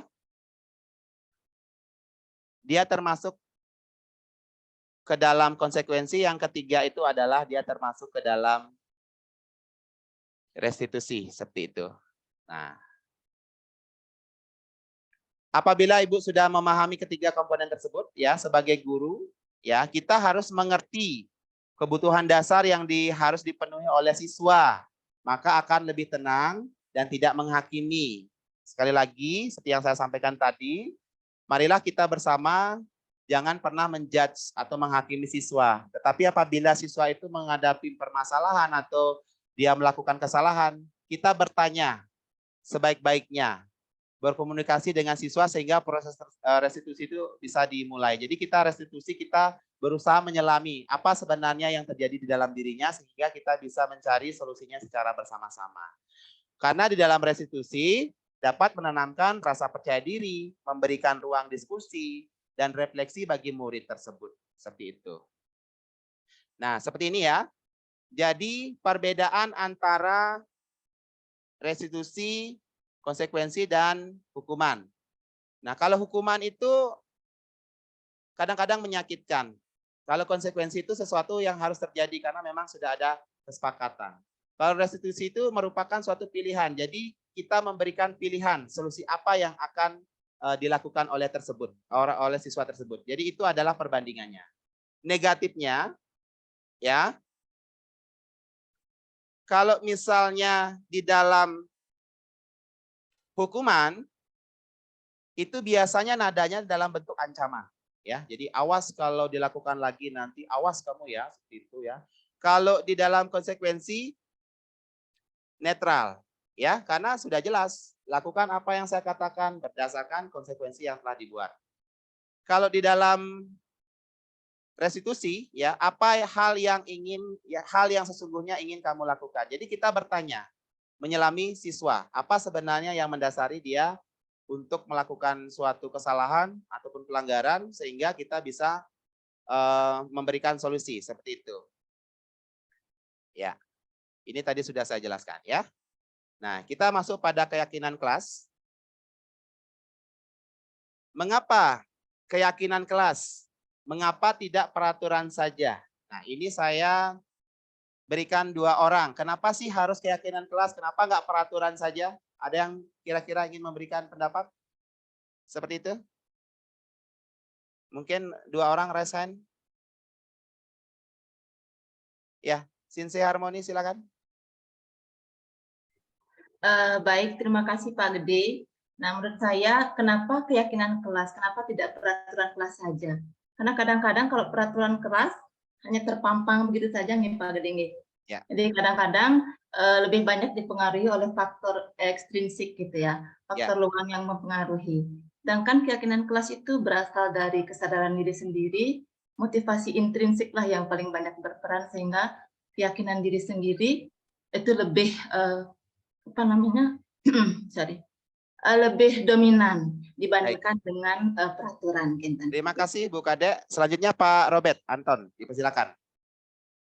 Terima kasih Pak Gede atas waktunya. Kalau menurut saya, kenapa keyakinan kelas bukannya peraturan? Karena kalau peraturan menurut saya berasal dari satu sisi saja. Ya. Dari peraturan yang diberikan dari sekolah atau peraturan yang diberikan dari guru. Tetapi kalau keyakinan bersumber dari keputusan dari dua belah pihak antara guru dan siswa, sehingga lebih dapat digunakan bersama. Seperti itu Pak. Terima kasih. Baik, terima kasih Pak Robert dengan Ibu Kade. Jadi benar sekali. Yang pertama, mengapa sih keyakinan kelas bukan peraturan? Ya, yang disampaikan Pak Robert bahwa keyakinan kelas itu kan dibuat bersama melibatkan siswa. Jadi apa yang tertuang dalam keyakinan kelas merupakan hasil curah pendapat dari semua anggota ataupun anak-anak yang ada di kelas tersebut, dan kita sepakati bersama seperti itu. Dan benar juga yang disampaikan oleh Ibu Harmoni, karena disampaikan oleh semua, berarti kan itu berdasarkan dari lubuk hati semua orang, sehingga ada keinginan untuk melakukan hal baik karena semua itu berasal dari pendapat masing-masing. Jadi motivasi intrinsik atau motivasi dari dalam itu akan lebih terpacu karena kesepakatan atau keinginan untuk melakukan hal tersebut secara bersama-sama. Nah, seperti itu. Nah, sebagai contoh, mengapa kita menggunakan helm pada saat mengendarai kendaraan roda 2 atau motor? Mengapa kita menggunakan masker dan mencuci tangan setiap hari? Nah, seperti itu. Kalau kita lihat hanya sebagai sebuah peraturan, maka hal tersebut kita lakukan hanya sebagai kesadaran untuk agar tidak melanggar peraturan. Seperti itu. Tidak bermakna. Tetapi di dalam keyakinan kelas, kedua hal tersebut memiliki makna bahwa apabila kita tidak menggunakan helm, itu akan berpengaruh terhadap keselamatan kita. Seperti itu. Jadi kalau jatuh tidak menggunakan helm, efeknya akan lebih fatal. Seperti itu. Bukan hanya sekedar mengikuti peraturan. Sama halnya dengan menggunakan masker, bukan hanya sekedar takut untuk didenda seperti itu. Zaman dulu kan masih ingat ya, tidak pakai masker kena 100.000 begitu.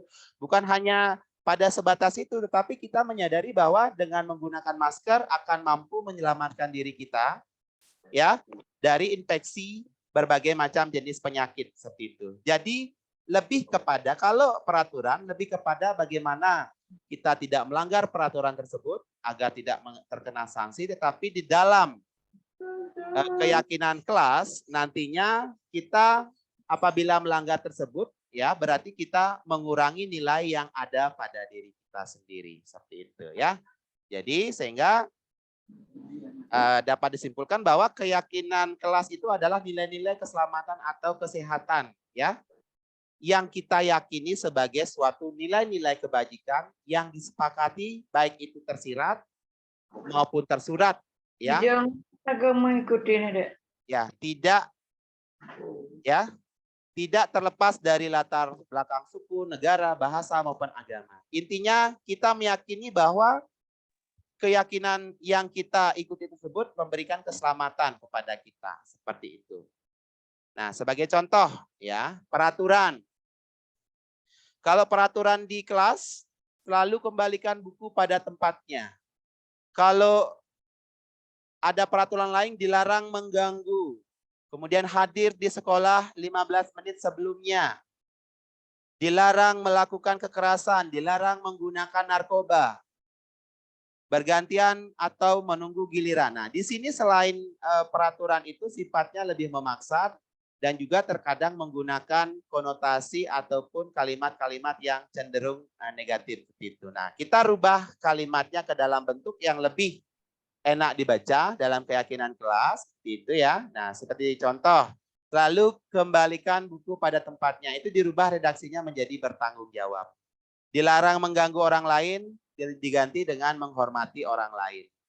Kemudian hadir di sekolah ya 15 menit sebelum pembelajaran dimulai adalah menghormati teman lain yang sudah datang lebih awal dan berkomitmen ya tinggi. Berikutnya dilarang keras melakukan kekerasan, ya jadi menghormati orang lain juga bisa atau keselamatan, ya. Dilarang menggunakan narkoba berarti menjaga kesehatan diri sendiri.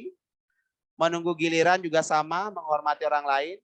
Gunakan masker, misalnya di sini adalah menjaga kesehatan. Jadi seperti itu.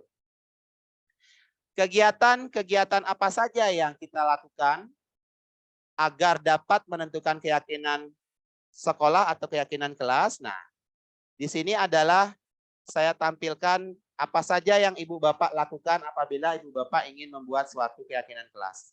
Yang pertama, keyakinan kelas itu bersifat abstrak ya daripada peraturan. Kalau peraturan itu biasanya lebih rinci, sanksinya juga ada. Kalau keyakinan kelas itu dia abstrak. Bisa kita gunakan untuk berbagai kepentingan. Yang kedua, keyakinan kelas berupa pernyataan-pernyataan universal. Jadi dia secara umum. Pernyataan keyakinan kelas senantiasa dibuat dalam bentuk positif seperti yang saya sampaikan tadi, ya. Keyakinan kelas hendaknya tidak terlalu banyak sehingga mudah diingat. Nah, jadi satu keyakinan kelas itu bisa untuk berbagai jenis kegiatan. Keyakinan kelas sebaiknya juga diterapkan di lingkungan di mana ya anak-anak berada, bukan hanya di kelas saja tetapi di mana saja, ya. Dan tentunya semua orang yang ada di dalam lingkungan tersebut di kelas harus berkontribusi dalam pembuatan keyakinan curah pendapat tersebut. Ya, terakhir bersedia meninjau kembali keyakinan kelas yang sudah disepakati dari waktu ke waktu. Jadi sama mungkin halnya dengan peraturan kalau bersifat jarang diupdate begitu ya. Kalau keyakinan kelas itu perlu kita update setiap saat seperti itu, ya. Nah, sehingga kalau saya buat dalam suatu bagan, langkah-langkah pembentukan keyakinan kelas, yang pertama adalah bagaimana kita menggali pendapat dari masing-masing siswa yang ada di kelas kita, kemudian masukan atau curah pendapatnya dicatat, kemudian setelah itu, ya pembentukannya disusun dulu ya, susun sesuai dengan prosedur pembentukan keyakinan kelas. Setelah tersusun semua dari curah pendapat, kita tinjau daftar curah pendapat yang sudah dicatat. Setelah ditinjau, kita tinjau ulang keyakinan sekolah bersama-sama. Setelah ada tinjauan ulang, kita akan menyetujui keyakinan kelas untuk disepakati bersama, kemudian hasilnya akan kita tempel pada dinding kelas. Oke. Nah, ini adalah aksi nyata yang sudah saya lakukan di kelas, yang saya ajar. Ya, jadi pertama, kita membimbing siswa untuk melakukan curah pendapat mengenai ya keyakinan kelas yang perlu disepakati. Ya, jadi apa sih yang mereka inginkan kelas seperti apa yang mereka dambakan, teman-temannya bagaimana yang mereka dambakan di kelas, ya seperti itu. Nah, semua yang mereka curahkan kita catat masukannya, ya. Saya membagikan stiker atau sticky note begitu ya. Ditulis, kemudian ditempel di papan tulis. Nah, setelah itu kita akan susun keyakinan kelas, ya, susun keyakinan kelasnya. Seperti yang disampaikan tadi, karena keyakinan kelas bersifat universal, semua masukan dari anak-anak itu kita rangkum kembali, kemudian kita buat garis besarnya secara umum. Sebagai contoh, beriman dan bertakwa kepada Tuhan Yang Maha Esa, ya. Kemudian yang kedua, menjaga kebersihan. Yang ketiga, ramah, sopan, santun, ya. kemudian saling menghargai, menghormati, menyayangi, bertanggung jawab, disiplin, dan menjunjung tinggi kejujuran. Nah, ini adalah keyakinan kelas yang sudah dibentuk. Nah, kemudian setelah dibentuk, nah setiap kelompok, mungkin kita bagi kelompok begitu ya, biar tidak menggerudungan di kelas. Kita tinjau kembali, apakah semua surah pendapat mereka sudah masuk ke dalam keyakinan kelas yang kita buat. Apabila sudah ditinjau, nah kita sepakati bersama ya, dan menyetujui dengan menandatangani keyakinan kelas yang sudah dibuat, ya, termasuk gurunya juga ikut. Nah, kebetulan di sini saya membuat keyakinan kelas tersebut bukan hanya sekedar ditempel di dinding, tetapi saya buatkan seperti kartu begitu ya. Jadi kartu ini dilaminating oleh anak-anak, kemudian mereka bawa setiap saat. Ya, mungkin nanti aksi nyata yang lebih besar akan kita terapkan di sekolah. Jadi setiap saya mengajar, apabila ada anak-anak yang berperilaku tidak baik, saya suruh baca keyakinan kelasnya. Kira-kira yang mana mereka ingkari. Seperti itu. Jadi gampang. Nah, selain mereka mendapatkan dalam bentuk kartu, ya, untuk mengingatkan semuanya juga saya print out dan dipasang atau ditempel di dalam di papan tulis semua, sehingga semua bisa melihat seperti itu ya. Nah, ini contohnya, jadi mereka bawa kemana-mana ya dalam bentuk kartu seperti itu ya. Nah, kemudian saya akan menayangkan videonya ya. Ini adalah video aksi nyata yang sudah saya lakukan, mungkin teman-teman bisa melihat sebagai inspirasi nanti di kelas ya.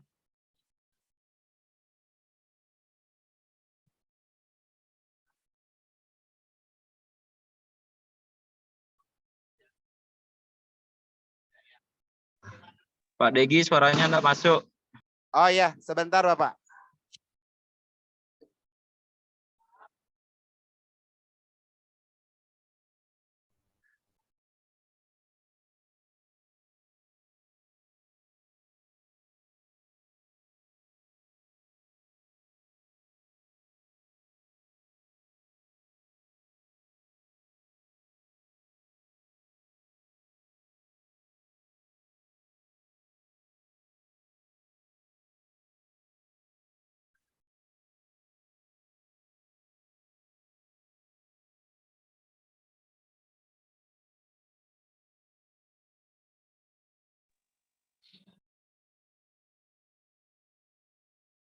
Tidak terdengar ya Bapak Ibu.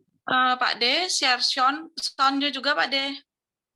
Share sound-nya juga pada saat cek. Itu PPT-nya ada videonya ya.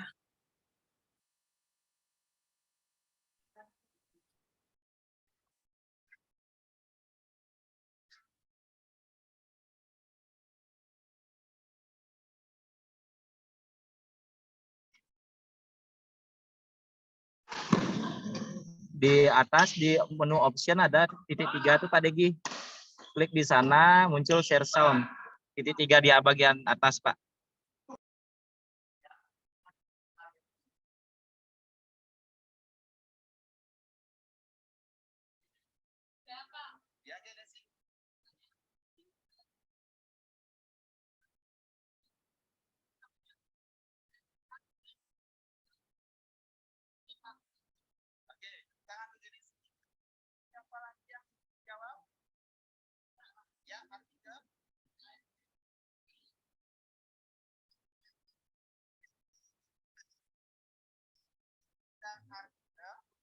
Siapa yang ingin menambahkan?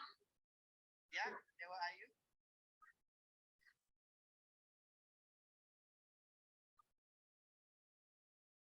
Oke, tepuk tangan untuk Dewa Ayu. Kan sudah ada punya teman kalian, ada Felix, ada Dewa Ayu. Siapa yang menambahkan lagi satu anak? Ya, silakan.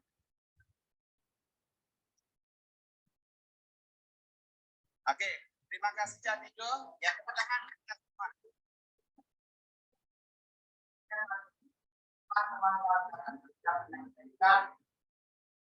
Mereka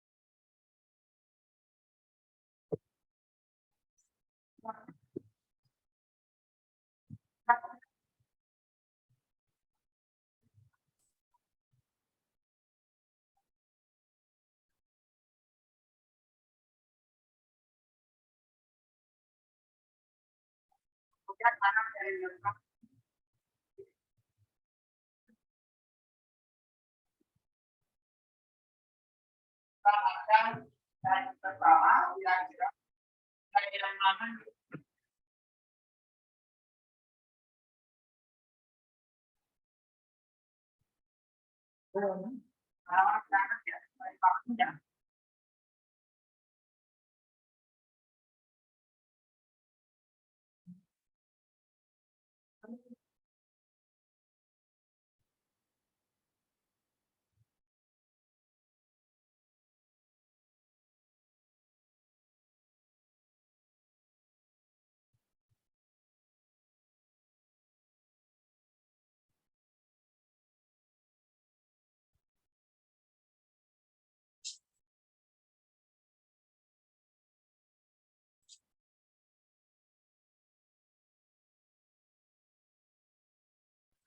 sudah selesai menulis keyakinan buat yang kalian ingat. Oke, yang sudah bisa kita langsung menempel ya apa yang sudah kalian tulis di papan.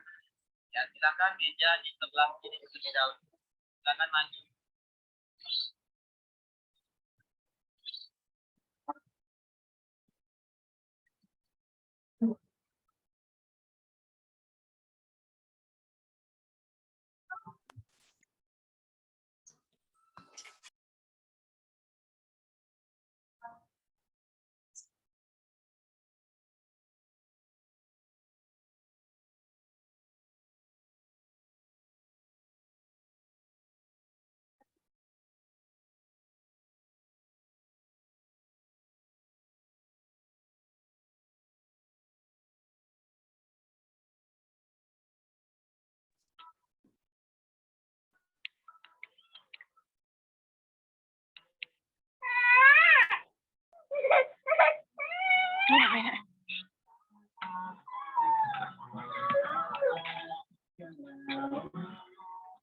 Ini tempat aman untuk semua.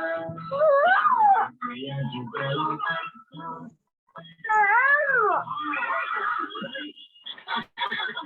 Roti.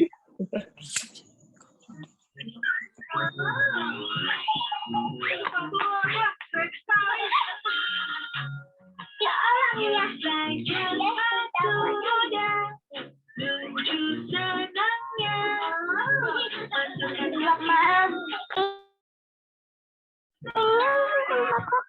Tapi satu hal lagi sebelum mulai. Tak boleh.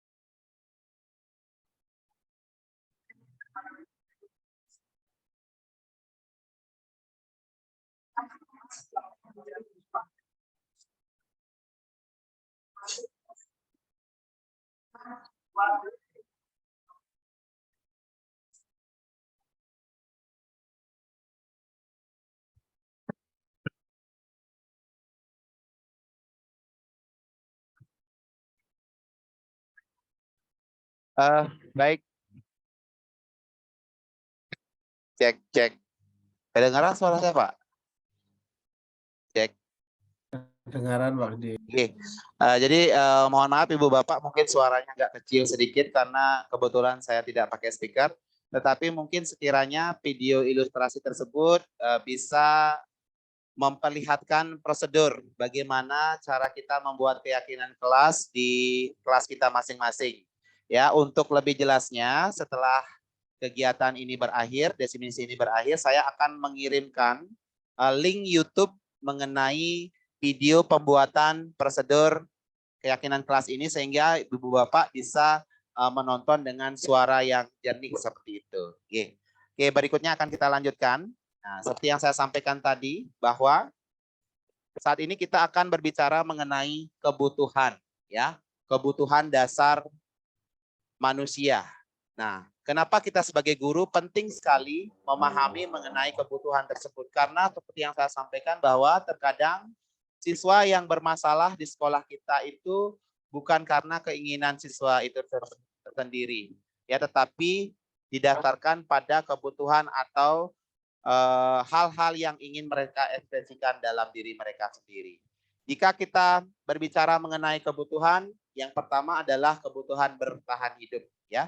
Jadi bahwa kebutuhan bertahan hidup di sini itu selalu berhubungan dengan psikologis untuk bertahan hidup, misalnya kesehatan, rumah, dan makan. Tidak jarang kita menemukan bahwa siswa kita di sekolah tidak mendapatkan dukungan secara finansial, ya, dari orang tua mereka karena mungkin orang tuanya tidak mampu atau mungkin anak yatim. Sehingga mereka belum mampu untuk, ya, memenuhi keinginan mereka dalam bertahan hidup, ya. Sebagai contoh, mereka tidak punya uang, mereka harus bekerja sehingga terkadang mengorbankan sekolah mereka dijadikan sebagai nomor 2 bukan prioritas. Nah, ini juga akan menimbulkan masalah. Sebagai guru, kita wajib untuk, ya, selalu memonitoring ataupun menganalisis kebutuhan ini sehingga tidak menjadi masalah berlarut-larut. Kemudian yang kedua, ada kebutuhan akan kasih sayang dan rasa diterima. Jadi terkadang bahwa kebutuhan kasih sayang itu merupakan kebutuhan psikologis yang sangat luar biasa membentuk karakter seseorang. Jadi kebutuhan untuk disayangi dan diterima, ya, itu meliputi hubungan sosial yang nantinya akan mempengaruhi bagaimana seorang siswa atau peserta didik kita berinteraksi dengan satu dengan lainnya.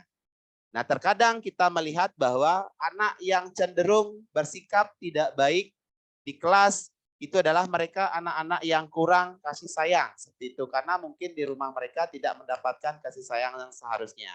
Nah, sehingga kita sebagai guru juga wajib untuk menganalisis, ya, mengapa anak-anak kita berperilaku tidak baik, bisa jadi karena memang kurang kasih sayang dan rasa diterima di kelasnya itu tidak mereka dapatkan. Kamu yang tidak pernah tahu apa arti kasih sayang. Berikutnya ada kebebasan. Jadi terkadang siswa kita bermasalah karena mereka memang menginginkan suatu kebebasan. Jadi kebebasan di sini berarti kemandirian, otonomi, atau mereka merasa memiliki hak untuk memilih dan mereka menganggap bahwa mereka mampu mengendalikan arah hidup mereka. Nah, sehingga kita sebagai guru juga harus mampu mengakomodir sifat-sifat anak-anak yang memang menginginkan kebebasan, apalagi kita guru-guru SMA SMK yang memang berada pada masa fase mereka tersebut. Dan yang berikutnya ada kesenangan. Jadi mereka melakukan hal tersebut itu hanya ingin senang-senang saja, atau istilahnya kalau kita dibilang iseng seperti itu. Nah, ini juga harus kita pahami benar seperti itu, bahwa kadang-kadang anak-anak tersebut ya menginginkan sesuatu yang coba-coba seperti itu, ya. Sehingga kita sebagai guru bagaimana kita menanggapi apabila memang dasar masalahnya seperti itu. Dan yang terakhir adalah penguasaan, ya. Jadi penguasaan di sini berhubungan dengan mereka memang menginginkan sesuatu atau ingin mengaktualisasi diri mereka sendiri. Seperti itu. Dan dilanjutkan, ya, apabila kita sudah mengetahui bahwa siswa kita memiliki motif atau motivasi yang berbeda dalam melakukan sesuatu, seperti yang tadi saya sampaikan, ada yang memang karena ingin memenuhi kebutuhan, ada yang hanya ingin senang-senang atau jahil, ada yang menginginkan kebebasan, ada yang memang kurang kasih sayang, maka kita sebagai guru harus mampu membimbing siswa kita dan memaknai perilakunya. Nah, di sini ada hal baru yang harus kita pelajari, yaitu mengenai 5 posisi kontrol guru. Nah, 5 posisi kontrol guru di sini adalah suatu program disiplin positif yang berpusat pada murid. Dikembangkan oleh Diana Goosen dengan pendekatan restitusi yang disebut dengan 5 posisi kontrol. 5 posisi kontrol di sini, ya, itu meliputi yang pertama itu ada penghukum. Nah, seperti yang saya sampaikan tadi bahwa penghukum ini terletak pada, kalau saya bilang, kasta terendah, ya. Jadi apabila guru masih menerapkan hukuman, begitu, artinya memang levelnya itu masih level bawah seperti itu. Jadi harus perlu kita tingkatkan. Selanjutnya ada pembuat rasa bersalah. Nah, kadang-kadang kalau hukuman sudah tidak mempan, kita membuat dia itu merasa bersalah dengan apa yang mereka lakukan. Karena kesalahan yang mereka lakukan bukan hanya berimbas pada diri mereka sendiri, tetapi juga pada orang lain. Kemudian yang ketiga, kita bisa memposisikan diri kita sebagai teman. Bagaimana kita melakukan pendekatan kepada siswa kita seperti gaya komunikasi dengan teman mereka. Kemudian yang keempat ada pemantau. Nah, pemantau di sini artinya kita sebagai guru memantau kegiatan siswa tersebut berdasarkan pada aturan ataupun keyakinan kelas yang sudah mereka pahami dan sudah mereka sepakati bersama. Dan yang terakhir, posisi manajer. Nah, ini hampir sama seperti yang tadi, ya, restitusi yang pada level atas, bahwa bagaimana kita menggali solusi dari siswa tersebut, langsung dari siswa tersebut terhadap permasalahan yang mereka alami. Nah, sebagai contoh ilustrasinya, apabila kita menghukum, itu biasanya, ya, nada suara kita cenderung tinggi, mungkin bahasa tubuhnya, matanya melotot, kadang-kadang menunjuk, ya, dengan menggunakan kata-kata yang kurang sopan. Ternyata hasilnya kemungkinan murid itu marah, bisa jadi dendam, dan bisa jadi dia bertambah agresif. Kemudian yang kedua, apabila kita membuat rasa bersalah, itu, ya, biasanya nada suara kita memelas, sedih, halus, dan bahasa tubuh kita merapat kepada anak dengan muka lesu seperti itu. Sebagai contoh, Adi, kenapa kamu, ya, seperti ini, ya? Bagaimana ini? Kamu sudah berjanji sama ibu atau bapak sudah untuk tidak terlambat lagi. Kenapa sih kamu terlambat lagi? Nah, seperti itu. Jadi ada perasaan kecewa. Hasilnya, jadi terkadang, ya, mereka memang benar merasa bersalah itu karena sudah mengecewakan gurunya, tetapi di sini efek latennya lebih berbahaya karena murid tersebut tidak bisa meluapkan emosi, sehingga emosinya akan tertanam di dalam diri menjadi sebuah perasaan yang sedih seperti itu, ya. Nah, kemudian yang ketiga ada setelah membuat rasa bersalah, ada berperilaku atau sebagai posisi kontrol menjadi teman, ya. Jadi di sini biasanya murid akan merasa senang dan akrab dengan guru.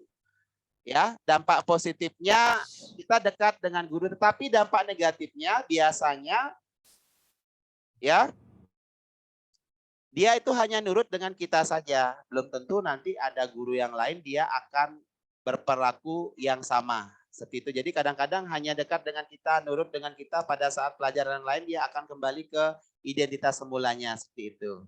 Nah, sementara yang sebagai pemantau ya, jadi apabila kita menerapkan ini, nanti konsekuensinya ya itu jelas ya, apabila mereka melanggar berarti mereka harus ya menunjukkan konsekuensinya apa yang harus mereka lakukan. Murid tetap tidak nyaman ya di sini karena mereka harus mengikuti aturan seperti itu. Sebagai contoh misalnya pada waktu jam istirahat ya, kalau dia pada saat pembelajaran mengalami masalah, pada saat istirahat dia mengerjakan tugas yang diberikan pada guru. Jadi tetap ada rasa tidak nyaman. Kalau sebagai manajer ya di sini posisi terakhir ya sebagai guru, di mana guru berbuat sesuatu bersama dengan murid. Seperti yang disampaikan oleh rekan-rekan tadi, ada proses diskusi, ada proses timbal balik. Siswa dan guru memiliki pesan yang atau peran yang sama ya. Jadi hasilnya di sini guru mengembalikan tanggung jawab pada murid untuk mencari jalan keluar terhadap permasalahannya. Tentu dengan bimbingan guru. Sebagai contoh, misalnya siswa tersebut mencoret-coret tembok. Nah, solusinya apa? Berarti mereka harus mengecat tembok itu kembali misalnya. Apabila dia tidak mempunyai uang, misalnya dia tidak bisa mengecat, nah di sanalah tugas kita sebagai guru mencarikan solusinya seperti apa. Oke. Nah, di sini sebenarnya saya punya video. Kedengaran tidak?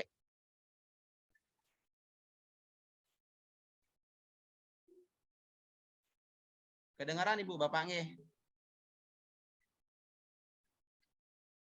Tidak Pak Gede. Enggak kedengaran. Oh iya ya, baru.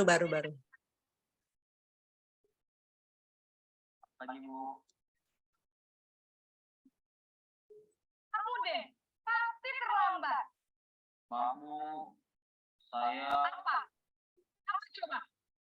Alasan kenapa lagi? Malas sekali ya kamu jadi apa? saya Dasar malas.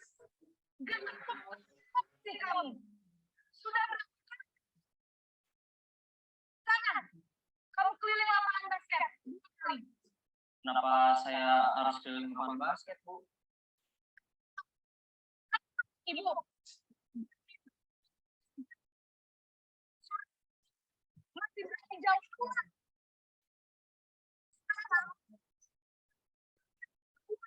Kalian, biar kapok. Cepat. Pergi sana ke lapangan basket. Inggih, Bapak Ibu, itu adalah salah satu contoh nggih. Ya, itu adalah salah satu contoh video Bapak Ibu. Jadi pada saat kita melakukan hukuman, biasanya kita cenderung ya bernada-nada tinggi seperti itu ya, sehingga itu malah akan membuat murid itu akan menjadi dendam. Di sini saya akan menarik kesimpulan bahwa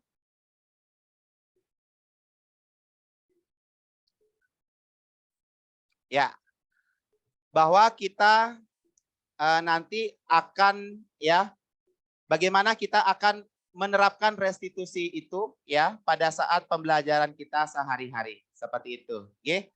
Jadi saya berharap dari pembelajaran ini sebagai guru nanti kita lebih sering ya berada pada posisi kontrol sebagai manajer Ibu Bapak. Oke. Jadi seperti itu.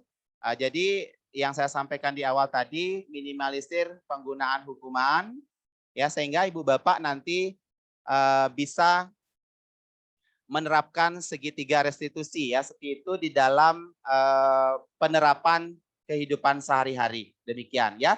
Demikian Bapak Ibu presentasi dari saya karena waktu juga sudah hampir 2 jam maksimal. Selebihnya materi akan saya share di grup ya. Kemudian Untuk absensi juga akan saya share di grup. Ibu Bapak, terima kasih atas apa yang sudah disampaikan. Ya, terakhir saya akan share untuk absensi dan di sana sudah ada refleksi. Silakan Ibu Bapak melakukan refleksi pada absen yang saya berikan. Oke, terima kasih Bapak Ibu atas kehadirannya. Titiang tutup dengan Parame Santi. Om Santi. Halo Pak Gede, selamat malam. Belum ditutup. Oke, silakan Bapak. Ini udah ada diskusi ya? Diskusinya langsung nih ke Pak. Tadi Pak Pas sudah di akhir. Langsung itu dari pertanyaan itu aja? Ya, dari pertanyaan nih ke Pak. Mungkin Bapak mungkin merefleksi saja sedikit ya. Ya, iya Bapak. Mohon Siap. maaf Bapak Ibu semuanya. Ini saya sudah ada di Hotel Atanaya ya sambil menunggu Bapak Kepala Dinas dan Pak